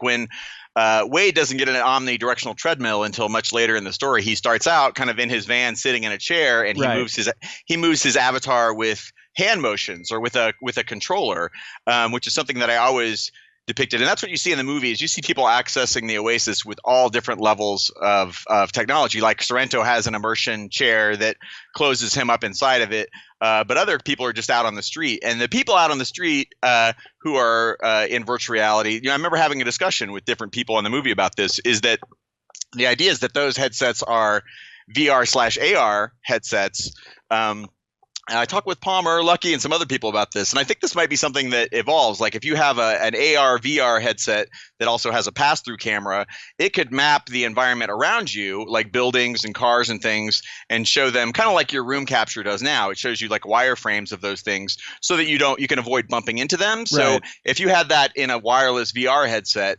you wouldn't need a room capture camera. Like that would be built into the camera. And so you could use any environment that you're in as your capture volume, as your capture space. So that's when I see those people like running, with the Halo Spartans. Right. Like my idea is that like even though they're out in the street, they can still see wireframes of the buildings and things so they don't run into them. And then they can use any open space out in the world as their capture space. So that is literal. You didn't see it as like a retro throwback to have the visors, and that was part of the charm. Well, the visors were a little bigger than I think that they'll be. But the trade-off is, maybe the visors are bigger because now they have to contain a bunch of other technology, like having the capture volume. Like here in my office, I have Vive cameras, and I also have Oculus set up to kind of triangulate and track my body. But eventually, that could be built into your visor, or built into, you could have tracking cameras set up in public spaces, that your visor could sync to, and then use existing tracking cameras to track you. All kinds of possibilities that, I think you could explain how they're doing what they're doing. But primarily, Stephen wanted to just create a lot of intercutting between people in the real world. Like somebody will reach for something in the Oasis, and then you see them reaching for it in the real world, which is how VR works. But the details, I think we maybe bent the rules of how we currently use virtual reality for storytelling purposes, but I think all of what you see in the movie could definitely be possible at some point. People can agree to disagree about that. Yeah, float dancing will be tricky, but maybe in some way it'll work. Maybe in some way, when you combine what Magic Leap is working on with Oculus and Vive and what everybody is working on, eventually you're going to have, I think, glasses, that can go opaque and put you completely inside the Oasis, or have augmented reality that draws the Oasis onto existing surfaces. Right. That's the thing. Like if you could access the Oasis with a Magic Leap camera, then you would just turn your office into the Oasis, and it would look like the Oasis to you, as opposed to. So there's lots of different possibilities and different ways that I think we're going to access virtual worlds through technology that hasn't been invented yet. And that's the thing about predicting technology 10, 20, 30 years in the future. You're always wrong, because I was wrong with Ready Player One when I sold it in 2010. Like Oculus was going to be founded the very next summer. The same summer Ready Player One was published, Oculus was founded, and things have accelerated much faster than I anticipated since then. That's the perils of being a science fiction writer. Yeah, I suppose so. I mean, since the book came out, you have been the go-to nostalgia guy. Do you feel bizarre about that? Do you ever get tapped out from your own nostalgia? Do you find yourself like mining your childhood, trying to find out, is there any new vein that I haven't tapped in for that sweet Russia nostalgia? Well, I grew up in the 70s and 80s, so I'm naturally nostalgic for that time. I think whatever decade you grow up in, and you come of age, that's the decade in which you develop your worldview, and you fall in love for the first time, and you kind of formulate as a personality. So you're always going to be nostalgic for that time. But for me, the 80s are special for a whole list of different reasons that have to do with technology and have to do with this modern information age and the world that we live in 2018. I feel like that all started in the 80s. By being born in the 70s and growing up when I did, I was part of the first generation to have home video games, period. I was born the same year Pong was invented, and when I was 6 years old was when the Atari 2600 came out. So I was part of the first generation to have video games, first generation to have home video games, first generation to have home computers with a modem that you could dial out and connect to another computer, first generation to have Walkman, like portable music that you could just listen to on your own, first generation to have VCRs, which was huge. Suddenly I had access to the whole world library of cinema and not just what was playing on television or the movies. Like the whole culture that we live in now, where you have instant access to media and information and are able to connect computers to each other, all of that began in the 80s. So where we are now, like being nostalgic for the 80s is like being nostalgic for the birth and the dawn of the internet and the information age. Yeah. And it's when we started to develop online personas, and it's crazy between like 1996 And 2006, the internet went from something that hardly anyone had ever used to something that everyone is using every second of every day. And you're tethered to it with a wireless computer now that keeps you connected to the internet at all times. So that's all. And now it's changed how we meet people, how we interact with each other. Yeah. All of it, all in the space of 10 years. So imagining how that's going to change our lives in 30 years. And once the internet is wrapped around all your senses, and when you log onto the internet, you're inside of it, like in Neuromancer and Snow Crash, it's very easy to imagine things evolving, but you're never exactly right. But I think Sure.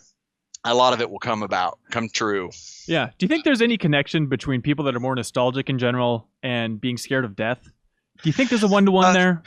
I don't know, man. The grave waits for us all. There's no denying. Thanks, Ernie. And that's part of the human experience. That's part of the human dilemma. The existential dilemma that we all have. Like once you reach a certain age, you're like, oh, I'm gonna die. Everybody I know is gonna die. Everything is transient and impermanent, and what will I leave behind? That's part of the challenge of being a human being once you make those realizations. And so that's why I think escapism and nostalgia, but escapism especially, nostalgia is just another form of escapism. Video games, movies, music, books, poetry, whatever you use as a mental and emotional release, those are the things that you stay alive for. Those are what make life worth living and connect people. That's what I think. Any facet of culture, be it video games or movies or nostalgia for the 80s, anything that different human beings share, and then sharing that love connects them. That's a good thing. Anybody who shits on things that bring other people joy, like you're not making the world a better place. Like, yeah, if it doesn't bring you joy, I'm sorry, but if you see that it clearly brings millions of other people joy and you still hate it, then you're part of the problem, in my opinion. If you can't say something nice, but that, but that's that's the way that I feel. Like if you're an enthusiastic person and share your joy with the world, like that's how I got where I am. Not by being like negative and like not that great. Like meh is like my least favorite word. Like least favorite word. Like what do you? That's what you have to contribute. And that's what a lot of people have to contribute is meh. Yeah, it is fun to see Ready Player One in the theater and just to have that communal reaction. Like, there's several moments without spoiling the movie where people lost their effing minds in my theater, and it's pretty rare to get that big of a reation in a movie. So, congratulations, man. Thank you. Like when Wade throws a Hadoken, like at Sorrento, like sure. Oh my god! Like, have you ever seen that in a movie before? No. Like, it's definitely a lot of fun. Well, hey, Ernest Cline, thank you so much for your time, man. Really appreciate it. Oh, thank you, man. Ernest Cline, everybody. Hope you enjoyed it. Look, the podcast isn't quite over yet. Now you can learn a lot about the industry from Adam Boyes, used to be at Capcom and Sony. He has a lot to say. He's a smart man working at Iron Galaxy. Yeah. On behalf of the listeners, I want to thank you for this privilege of listening to 2 interviews back to back. Oh, yeah. My privilege is mine. Anyways, listeners, keep going. Enjoy. Here's Adam Boyes. Doing great. Woo!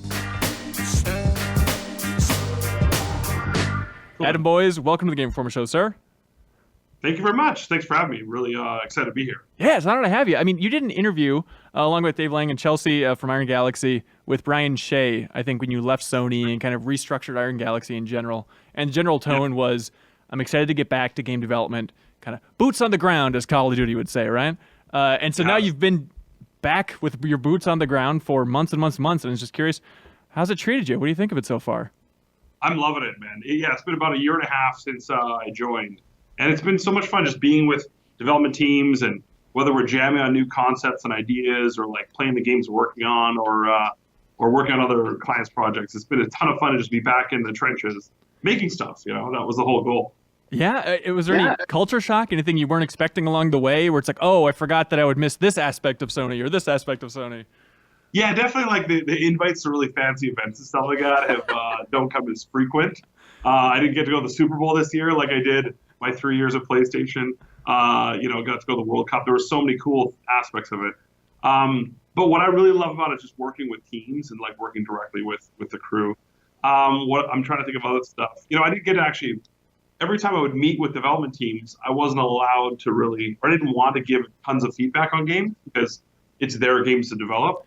And here it's like, excellent, now we get to meddle and have fun and try to make games better. how free are you to meddle? I imagine, so if you're with Sony, going to visit like a Bungie, for example, I don't know, which studio you visited the most, Sure. but Yeah, just yeah, that weird thing of like, well, I don't want them to, if I give a suggestion, I want them to feel like Sony is requiring them to do this. And now do you feel a No. similar pressure of like, well, if I go over to somebody's desk and say, wouldn't it be badass if, are they like, well, the CEO says it's going to be badass if, I should probably spend the weekend doing this now.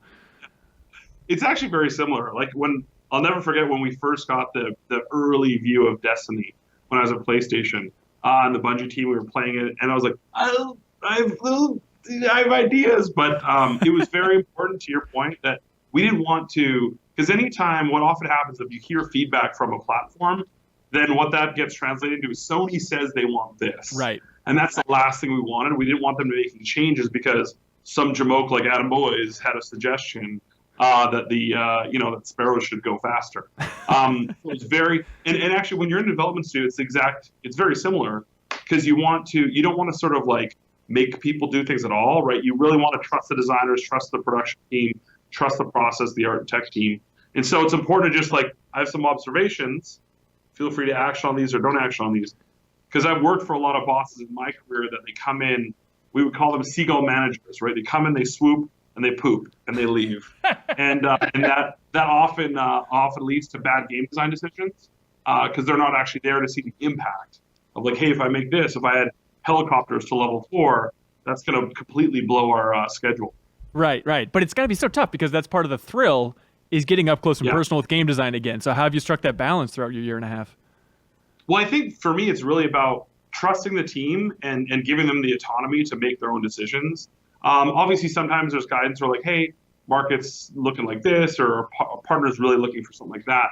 But right now, we're working on our own project that we're sort of self-funding from scratch. And it's been so fun to just watch the design team organically find and come to conclusions without that sort of, it's kind of like a coach where they're playing the sport, they're making the shots.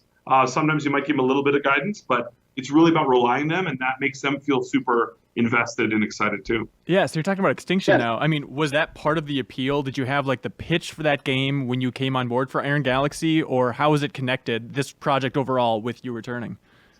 Yeah, actually, that game was in development, like the whole game concept. Dave and the creative team here, the design team at Iron Galaxy, had been working with Maximum Games at the time to come up with a high concept, which was like, let's take all the great combat experience we have as a studio and add a bunch of amazing sort of high-flying antics and just traversal stuff and fighting these massive ogres. The Raveni in the game are so huge, and you have to tackle many of them at a time. So to them, it was kind of the next stage, right? There had been a lot of studio experience that just the sort of one-on-one sort of combat, fighting games. So being able to unleash that and being able to run around in a whole open world, the destructibility and stuff like that was the team's vision. So when I came on board, we were already in development on that one. But I was excited to sort of be part of the process and watch that come to fruition. Yeah, I mean, you've seen so much game development throughout your years. Did you learn anything new with this project, just in your time on it, about the challenges of making new IP in the industry? Has it been tougher than you expected just to actually land? Yeah, I mean, I think any new IP is always difficult because you're sort of starting from scratch. And then people start going, it's like this means that or that means this. Sometimes that's helpful to position something and get people to understand what you're trying to build. Sometimes that can be sort of demoralizing. Like, we want it to be our own thing. But no, it's been really interesting because I've been on the sort of the macro side, like working with Unreal Engine 4 and stuff like that with the team and seeing sort of the strengths and things it can bring to the table has been really interesting. Because back at PlayStation, I was just like talking to the Epic team about UE4 Total, but now it's like you're dealing with the tech team and the different things it can bring you from a fidelity perspective and stuff like that. So it's been a lot of fun. It's been very eye-opening because I'm just learning more about like all the low-level decisions and stuff that goes into it. Whether it's like, should we have, we have this grappling hook, right? How fast should it launch you? How far should you jump? With wall runs, with sort of, we have this air dash. And what I love that the team did is they made a lot of decisions based on what's more fun, right? Not as like what's more realistic, what would actually happen. It's like, what's more fun? And so in the game, it becomes a ballet in the air. We're jumping, floating, bouncing off trees and canopies and stuff like that. And it creates almost this very fluid combat, which we really think is sort of the cornerstone of what IG is known for. Yeah. So fun in the game. I'm curious, is the job overall more fun? Is it more fun than any job you've had before? I think like from the outside perspective, Yeah. I think a lot of people, maybe Giant Bomb fans in particular, see you and Dave laying out there so much. It's like, oh man, I bet it's such a good time in that studio. They're just chugging beers, high-fiving each other, making games. What is it actually like on the inside of that thing? Well, I mean, the start was challenging because I had to like, okay, who is everyone? Dave obviously built a very successful company with the help of Chelsea and the entire team here. And so it was a lot of learning all the people here and then being like, okay, are we ready to go to the next level? Are we ready to sort of build more of our own IPs and stuff like that? And so a lot of it was just understanding, observing, and then doing a lot of the boring stuff. It's funny because after I started, it was about 3 months later, I called up Andy House from PlayStation. And I said, hey, Andy, I have so much more appreciation for what you did. Like, I feel like now is kind of not a great employee because I didn't understand the whole remit. Because when you're dealing with benefits and rent in the building and the elevator's down and somebody's not happy about this and there needs to be more soda in the kitchen and all these things continue to happen and you're like, oh, I didn't have to deal with that stuff before because it was all sort of handled.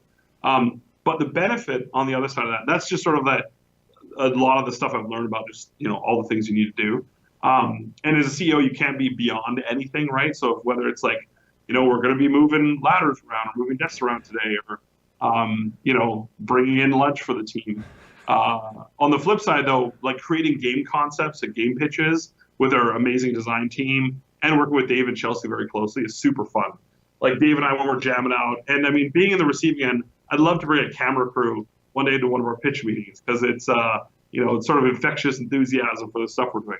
And I think that started to come through in a lot of the games we're pitching and talking about. And even to some degree, I think Extinction, right? Really that fun, pick up and play, approachable, but dancing around and sort of pretty epic on many levels, I think is one of my favorite parts of it. Just making new things, creating new things, and having an amazing supportive team working with you. Well, I'm very into this topic. I mean, you guys have been pretty open throughout the years with the studio and stuff. I mean, what is the downside of just bringing a camera crew in those pitch meetings or just live streaming some of those pitch sessions, especially with a game like Extinction, Yeah, well, I think obviously with Extinction, we're working with publisher Maxim Games, now Modus Games, that we've been working with from the start. And so oftentimes it's up to their comfort level of that kind of stuff. Oftentimes if it's features that you're recording that's sort of out of order for when your release schedule is. When you look at sort of back on the way that Iron Galaxy approached Divekick, that was a lot different, right? A lot of that development was out in wide open with Dave and Adam Hart and stuff like that, sort of out there in the community talking about it. So I think for future stuff, we're definitely open to it. I really look up to Double Fine and the way that they've approached sort of opening the doors to game development. The scale and scope of the new stuff we're doing is grander than we've done before, and that's what we're super excited about. And I really think the idea of putting that camera in behind the scenes, I don't think the partners would like it if we're pitching to them. You're like, hope you don't mind, please sign this performance agreement. On camera. Yeah, I mean, it's easy to say, oh, Double Fine did it. How hard can it be? But I think so much of that talent is Two Player Productions. Like, that video team is amazing, and I'm sure they've had to have thousands of those uncomfortable conversations of like, look, is it okay if I film this meeting where you're going to be stressed out or you coding at 3 a.m? I hope it's okay to get you in this terrible state. Yeah, right. Or do you just wait till the 2 times a year when Dave and Adam and maybe Johnny V are on a camera somewhere and they're like, let's just boil it down to that 1 hour sort of segment of these chuckleheads making fun of each other. Yeah, you get the idea of the entire studio. So Iron Galaxy, it's in Chicago and also a studio in Florida, right? Yeah, in Orlando, yeah. There we go. Maybe it's just because, we're in Minnesota here. But what do you think about game development in the Midwest? Do you feel like it has an optimistic future? Are there any downsides? Basically, why don't more studios move here is my basic question. Yeah, it's actually a great question because I've been wondering that question for a long time. What I love about moving back to the Midwest, so I was here, I'm originally from Vancouver, worked at EA when I started my career, moved around, but then went to Chicago at Midway from 2003 to 2007. And that's where I met Johnny V and Dave Lang and all these, Mike Builder and Craig Kuyava and all those guys, Ed Boon and amazing inspirational people, Matt Booty, who's now running first-party games at Microsoft. I think there should be more talent here. I think there's a great balance, work-life balance. I think that the people here are incredible. Cost of living is much more reasonable than the Bay Area, especially. So I'm a big proponent. I've been talking and meeting with a lot of local studios here to try to just get the word out more on making more games in the Midwest, because especially when you get older, you want that better balance of work life. You want to be able to have your kids go to great schools and reasonable homes and stuff like that. So I'm all for it. I want more of it to happen. Yeah, I mean, have you had conversations with any leadership for Illinois in general about what's going on down there? Not yet, not yet. I think Chicago traditionally and Illinois in general has been slow to pick up. I think Orlando got really aggressive. That's one of the reasons we started a studio down there. Is there were some great statewide tax credits, and with Tiburon being there, with EA being there, it was helpful. Since that point, though, those tax credits have gone away, so it was a little bit of a bait and switch. But good news now is during the deep dark winter of Chicago, it's easy to pop down to Orlando to work down there for a week or two. That's gotta be nice. But we do definitely want to get there. What I want to do first is really get to know and spend more time with a lot of the local studio heads around here. And the good news, many of them worked. You know, Mike Builder, who runs Jackbox Games, he was my boss at Midway. Oh, wow. Shaker Develia, who runs Wargaming Midwest, so both the Baltimore and the Chicago location. Him and I were peers at Midway. Sean Hemrick and Ed Boone that run NetherRealm Studio, we all work together at Midway. So we know all the right players. It's just about to try to organizing that discussion and making it more meaningful so that people are attracted. But I definitely think now is a great time to try to bring people to the Midwest to make games because, you know, the work-life balance and the surrounding of the people are incredible. Yeah, yeah. I mean, you mentioned some bigger projects in the future. I mean, how tough is it to find projects? What is the future of the studio in your eyes? It's a combination, right? I mean, we've been doing work for hire primarily up until now, but Extinction, games like Killer Instinct, where we take over the whole sort of production of it, those I think really show what Iron Galaxy's got in us, and we want to do more of that stuff. Obviously, finding partners to fund it, right? Funding a huge game is very difficult, and we've seen sort of like, even with whether, you know, it was hot for a bit to do crowdfunding, the scale and scope of things we want to do is probably a little bit outside of what crowdfunding would be able to raise. Right.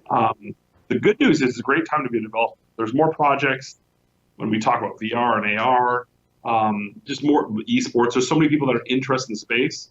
So there's a lot of funding sources nowadays. And then I feel like Iron Galaxy, one of the reasons I came here is because all the talent is absolutely here. Like, we have amazingly talented people that work for us. And having that team already set, Dave and Chelsea have done a phenomenal job of getting our name out there and working on high-profile games, you know, like Skyrim Switch and stuff like that. Yeah. More and more people trust us now, and so that makes the conversations a little bit easier. But it's still, you know, you still got to kill to eat, as they say, to try to get projects. But, you know, we do want to make stuff that's more ours, more sort of Iron Galaxy. So you'll see that's sort of the big part of the big plans, but also still working on amazing partner projects like Skyrim. I mean, this is overly simple, but is it something in the vein of like one for them, one for us? Like, if we do Skyrim on Switch, that'll fund us to the point that we can build our own game and just alternate forever? I mean, I think work for hire really feels like it's going to be a big part of our future as a company. That stuff can't fund a full-fledged game. Like a full-fledged, you know, game coming out on Xbox One and PS4 and PC and Switch, that's a big investment. And so we'll most likely need you know, some external funding partner for that kind of stuff. But yeah, the good news is there's a great amount of them out there now. And there's the traditional publishers, right? The Activisions, EAs of the world. There's a lot of new players that are making investments in the space as well. And then there's also sort of like private equity and venture capital money too. So it's kind of a really exciting time because you get to have all these really cool conversations and then figure out what's right for us, what's going to make the right kind of game, what's kind of partner that's going to help us and bring sort of the value from their experience. Yeah. You had a tweet recently saying, hey, Capcom, we want to port Monster Hunter World to the Switch. Yeah. What is that? Are you waking up at 5 a.m. like Trump and tweeting that out thinking, this will probably do some good? What was the reasoning behind that tweet? I'm a huge gaming nerd. I always have been. And a lot of my sort of tweets and stuff like that through my time at PlayStation, even go back to Capcom, was just like, hey, what about this goofy idea? I'm just a huge fan of Monster Hunter, and I'd love to see it on the Switch. I literally had the phone rang 2 days ago, and it's like, oh, it's somebody from Nintendo. And I answer the phone, and they're like, hey, I bet you don't know why you're calling. I'm like, I think I know exactly why you're calling. It turns out it wasn't about that tweet at all. It was about something completely different. But no, I think that's like, I think people sometimes read too much into stuff. Like the infectious enthusiasm that we as gamers have in the industry, and now that I'm working at a studio that has super talented people that I think would absolutely be challenging, and we'd have to really think long and hard about what would be the best way to bring it over to Switch. But, you know, having conversations like that in the public eye, I think is fun, right? I think it's sort of so much of dealing in discussions and decisions have been behind closed doors, like I talked about earlier. I think it's fun to have it out in the open. Be like, what if? What if? Call me if you think so, right? Even though Dave, I think he called me a gump for doing that. But, I mean, but it's fun. throughout your history, I mean, has that paid off, that strategy of just like, well, if we can be public with this sentiment, why the hell not? I mean, how much of the industry is fueled by that kind of just gamer passion? Just, yeah, what if this happened, everybody? Yeah, I think some of it does. Like at PlayStation, I'll never forget when I first, when I first joined and we really wanted to get Minecraft over on PS4. Yeah. I remember just talking back and forth with Notch, and then he had a tweet out one day saying his favorite game was old school game from the 90s. Can't remember what it was. And we actually found one on eBay and bought it and sent it to him and just say, hey man, and a Vita and a bunch of games and stuff like that. Said, hey, love to. And it was sort of all public eye. He tweeted out the photo with a little letter. So it wasn't a secret that we were interested in having Minecraft for the Vita and the PS4, but that paid off because it ended up working. Not just that thing alone, but that, I mean, I think gamers appreciate that stuff. Most gamers, I think, most people that are true fans of the industry appreciate that kind of stuff. But yeah, it's not normal, right? Like we're not gonna be like, dear publisher, we would really like to work on this because it does muddy a bunch of waters. Most of those conversations are private. Once in a while, though, you have that moment where you're like, you know what? F it. Let's throw it out there and see what happens. I feel like you always did a good job of showing your enthusiasm. Like when you're up on stage at E3 for Sony throughout all those years, you'd throw in some reference to Gallahorn just to like make it clear that you knew exactly what was going on here at all times. Like, how important do you think that is in general, just to connect? Because I talked about it with Nick Sunder on this podcast a little while ago about just the importance of having just a positive gaming focused face on that stage. And maybe that's the result. Like maybe the result is PS4 getting out of the gate so strong just because that message was so clear and so game focused. So the question is, how important do you think it is to like connect on that big way? I think it's really important. You know, when I was at Capcom, I started as head of production in Capcom US. And that was when we were starting to do sort of outsourced projects. Yeah. And like we signed Age of Booty with Certain Affinity. We were working on this game called Rocket Man. We were doing a lot of the HD remasters, like Street Fighter HD remix, and then we did like Wolf the Battlefield, another one. And I'll never forget that I had been dealing with, like I'd been an internal producer through my career as a QA guy. And whenever we went to visit studios, Craig, who was our creative director, Craig Kuyava, and I had a rule that we would finish whatever their last game was that they released smart. before the meeting. And so that way we would walk into the meeting and have a knowledge base of their passion and their baby that was usually very fresh on their mind. And we kind of started the meeting of like, hey, and him and I were both competing for achievement score. So we both have crazy high, like over 100,000 gamer score on Xbox at the time. But what that did in the conversations is it level sets, right? You're not a couple business douches coming in, waving your hands around, be like, I want your money, your money. You sit down and you talk about their passion and their love. And then that sort of gets them like, wait a minute, these guys aren't normal, which is hilarious because I think everyone should do that. And the same thing was true at PlayStation. Every game that we signed, every partnership we had, I made sure to finish all of them, platinumed many of them, because it was super important to me. And I do think, your question, I do think it helps when you're sitting with a development team at a studio and be like, hey, and they're pitching ideas for, a sequel, stuff like that. They know that you have a lot of knowledge.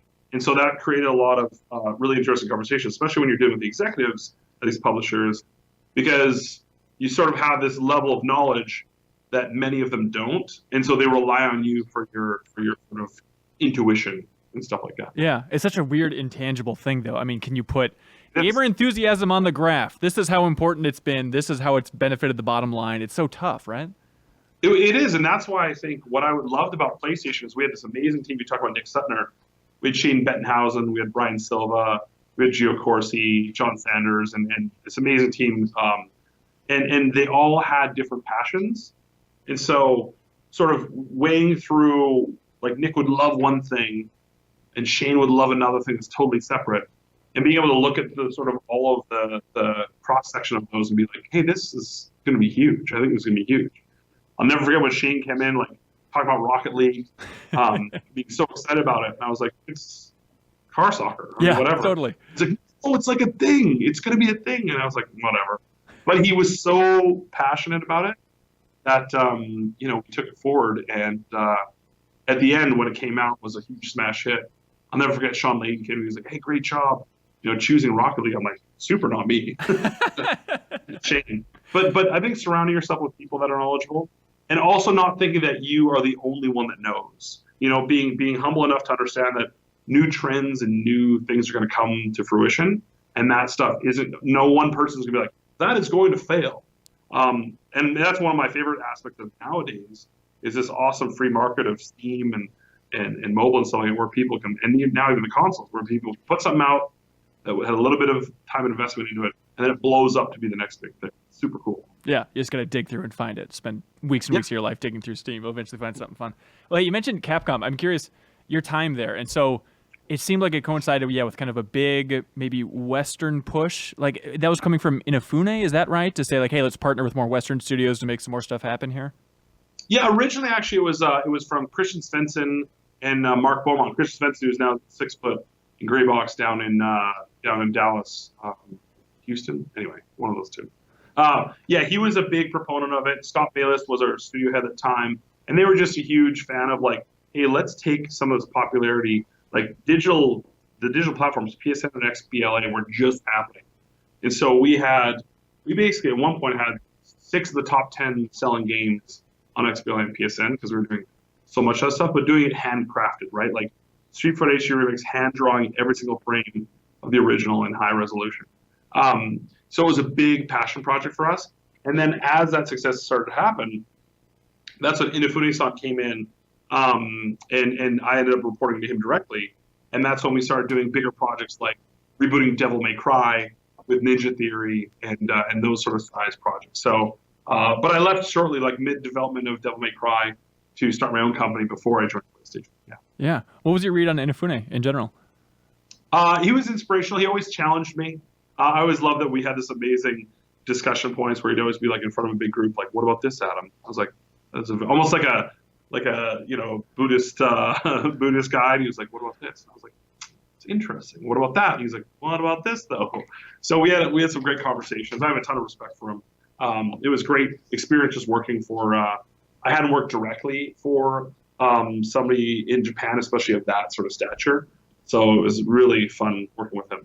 Yeah, fun overall. I mean, so working with Japan, Japanese developers, you've done a lot of it throughout the years. Do you think people don't make enough about the cultural gap in the game development scene between, let's say, just Japan and the United States? Do you think it's a bigger gap than people realize, or a smaller gap?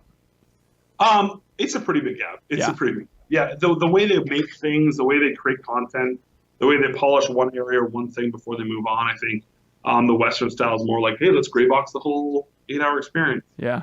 Whereas they really refine. And just, if you look at sort of the way in which I've seen the Japanese culture sort of like take, whether it's whiskey, and just refine it, make it better and better, whether it's motorcycles, whether it's pianos, and now they're the global best at making pizza.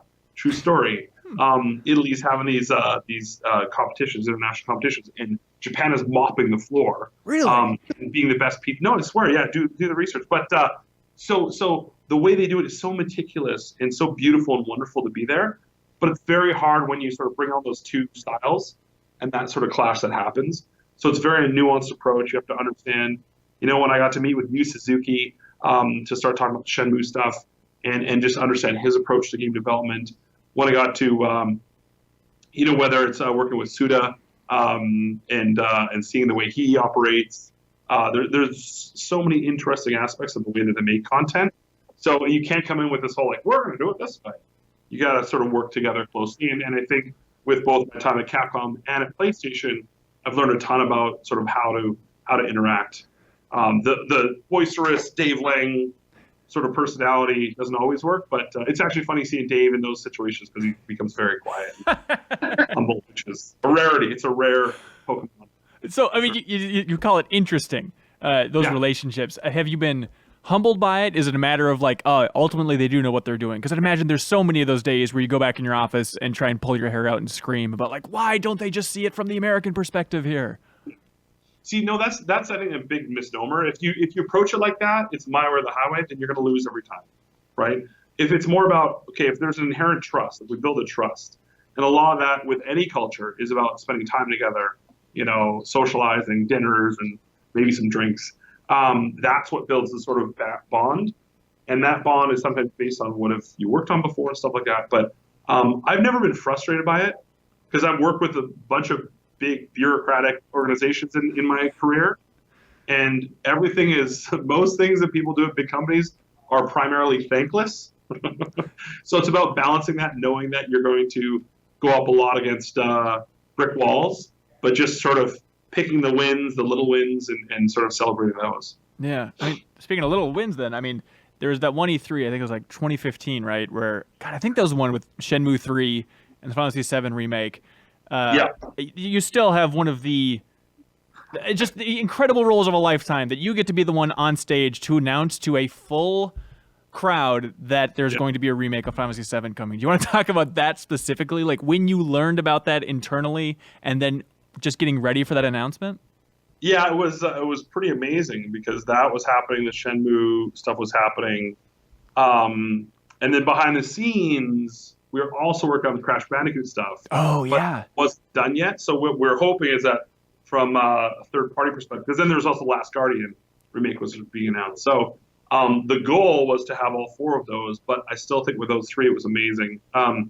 Working with Suzuki-san on just the whole, discussion around Shenmue was incredible. And then when the team at Square Enix told us about the FF7 remake, we're just like, this is incredible. And it was one of those things that, I would, even though people say don't read the comments, part of me was always, I wanted to know what is the heartbeat of the fan base. And that's where sort of building a list and stuff like that Geo started, took off, and we saw sort of so many requests for these games.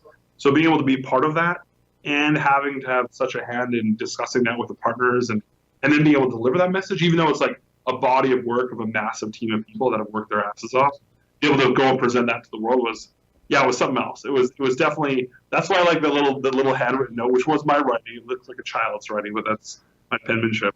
Was kind of like, to me, the icing on the cake of like, you guys have been asking for all this stuff for so long, and now we're bringing it to the table. So how does that communication work for like the Square one of Final Fantasy VII's remake? Square calls up Sony, says, "Come on in, we want to talk about things, future projects. Here's a game, maybe we can make it exclusive. What's it going to take?" There's a lot of aspects to the discussions. Like usually it's like, hey, we're big fans of this or that. Have you thought about this from the platform perspective? Yeah. And then publishers also coming to you and walking them through like, oh, here's what we're thinking. And sometimes they're like, if they hear enough from you that you're excited about something, that helps sort of accelerate discussions. Some are more complicated. When we were able to work with LucasArts to get a lot of the old games out, like Grim Fandango and Dig the Tentacle, that was going very smoothly. And then Disney bought Lucas, and so that was, okay, hit the brakes. We got to start from scratch. Luckily, the team at Disney was great to work with, and we were still able to sort of the sort of spirit of the agreement was sort of transition, which was great. But they're very nuanced. All the discussions can be different.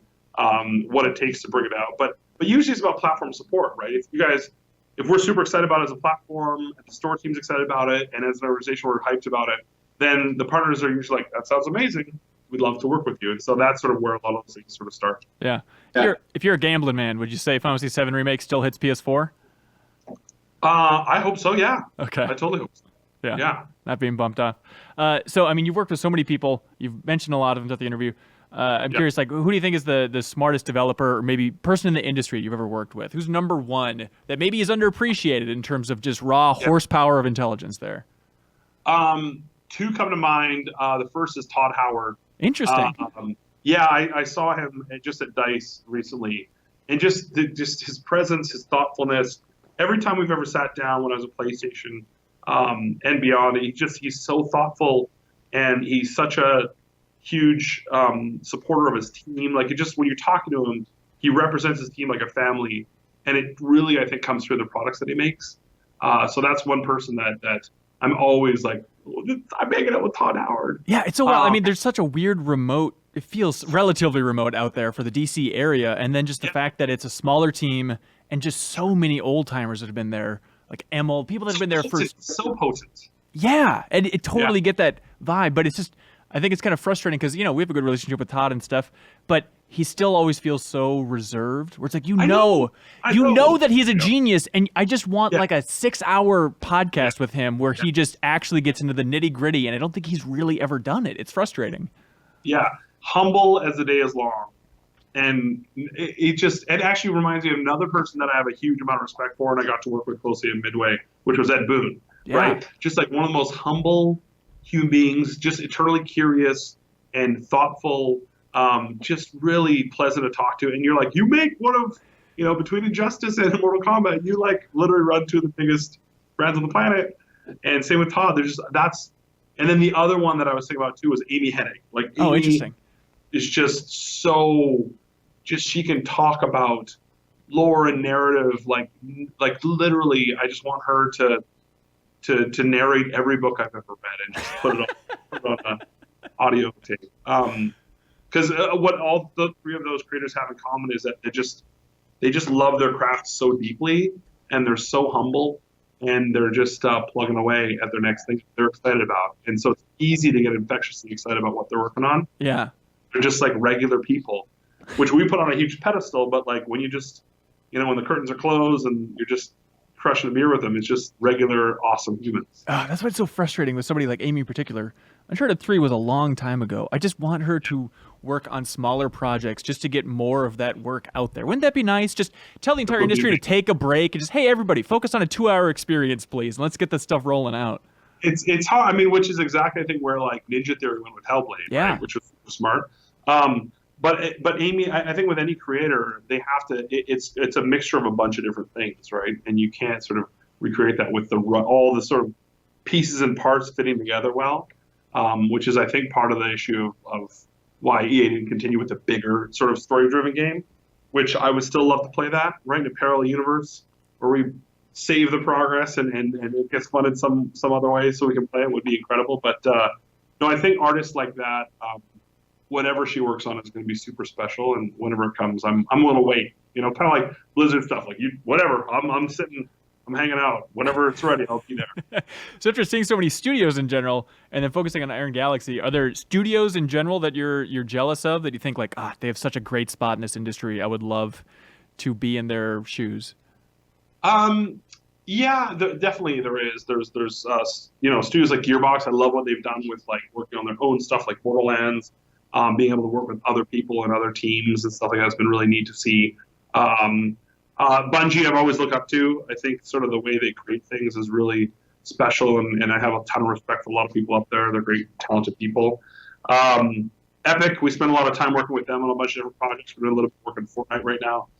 Every time I go and meet with them, they're just, because they have the engine business plus the game development business, it's always so neat, and I love that sort of some of that feeds the other, and the success of the game makes the engine better. That's really cool. It seems like big indies is your theme here. Yeah, I mean, publishers, actual like own studios, I think, they don't have to think the same way as like an independent studio like Iron Galaxy does, right? They don't have to think about like, okay, what's the next thing coming in 2, 4, 5 years? I mean, some of them do. But once they get acquired, like Rocksteady's super talented. I got to spend some time with the Rockstar team, and they're just like smart.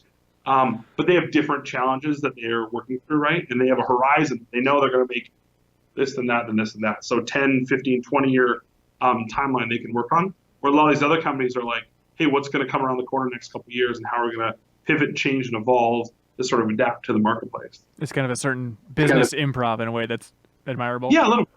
Totally, yeah. What you mentioned Fortnite. What are you guys working on with Fortnite? Some secret stuff. Can't talk about it. Interesting. Yeah. Okay. But at any one time, like as a studio, we're working on like anywhere between 12 to 16 different projects. Really? So yeah, we have a lot of fingers in a lot of different pies. We've got some bigger things we're working on, like Object Extinction. We wrapped up Skyrim for Switch. But like we're working on Dreadnought. We did some VR stuff with Skyrim Fallout, with CCP Spark. Did some mobile stuff with like Scribblenauts. And Batman Arkham Underworld. So at any one time, we've got a huge talented amount of people working on a ton of different things. God, that's got to be so tough to juggle that. Just the talent and probably jealousy within the studio of developers wanting to work on one project versus another. Well, yeah, I mean, Chelsea is the mastermind. Chelsea Blasco, who runs sort of basically, or is our COO that runs sort of all the different teams and projects. She is amazing. She's just like the Matrix. Like, oh, this person's going to work on that. And we try to share a lot of our progress and do milestone reviews, but also company meetings where people are talking about how the projects come along. So that way, people don't feel like it's like I really want to do that. Yeah. You know, that everyone's sort of involved in everything. We have like very frequent play tests with playing other games and stuff like that. So it's a lot of fun for the studio, but there definitely is sometimes people like, if I could just work on this one thing, and you try to serve as much of that as possible, but it's not always servable. Yeah, for sure. So Extinction's coming out soon, and then beyond that, you guys are interested in more new IP, bigger projects in general, focusing more of that talent on one big project. Is that fair to say? Yeah, absolutely. Yeah, April 10th, Extinction's coming. Super excited. Hopefully everyone out there enjoys it, fighting these massive ravinis. And then, as a studio, I think more of that stuff, but not going all in. Like, we're not going to be, one of the reasons we made it, this is our 10-year anniversary this year. So one of the reasons we made it this long is that versatility. So working with other partners and tweeting out dumb stuff to publishers to try to get, projects, but also working on our own passion projects. We have a design team and art and tech team that are all chomping at the bit to make our own sort of stamp on the world. And so that's going to be a big focus in the future. Awesome. Cool. Looking forward to it, man. Congratulations on 10 years and the release of Extinction here. Thank you very much. Very exciting. Yeah. Thanks for Skyping in, man. We appreciate your time. Absolutely. Thanks for having me. And thank you so much for watching or listening to this episode of the Game Informer Show podcast. Be sure to tune in next Thursday. We'll have another new episode waiting for you. Bye, everybody.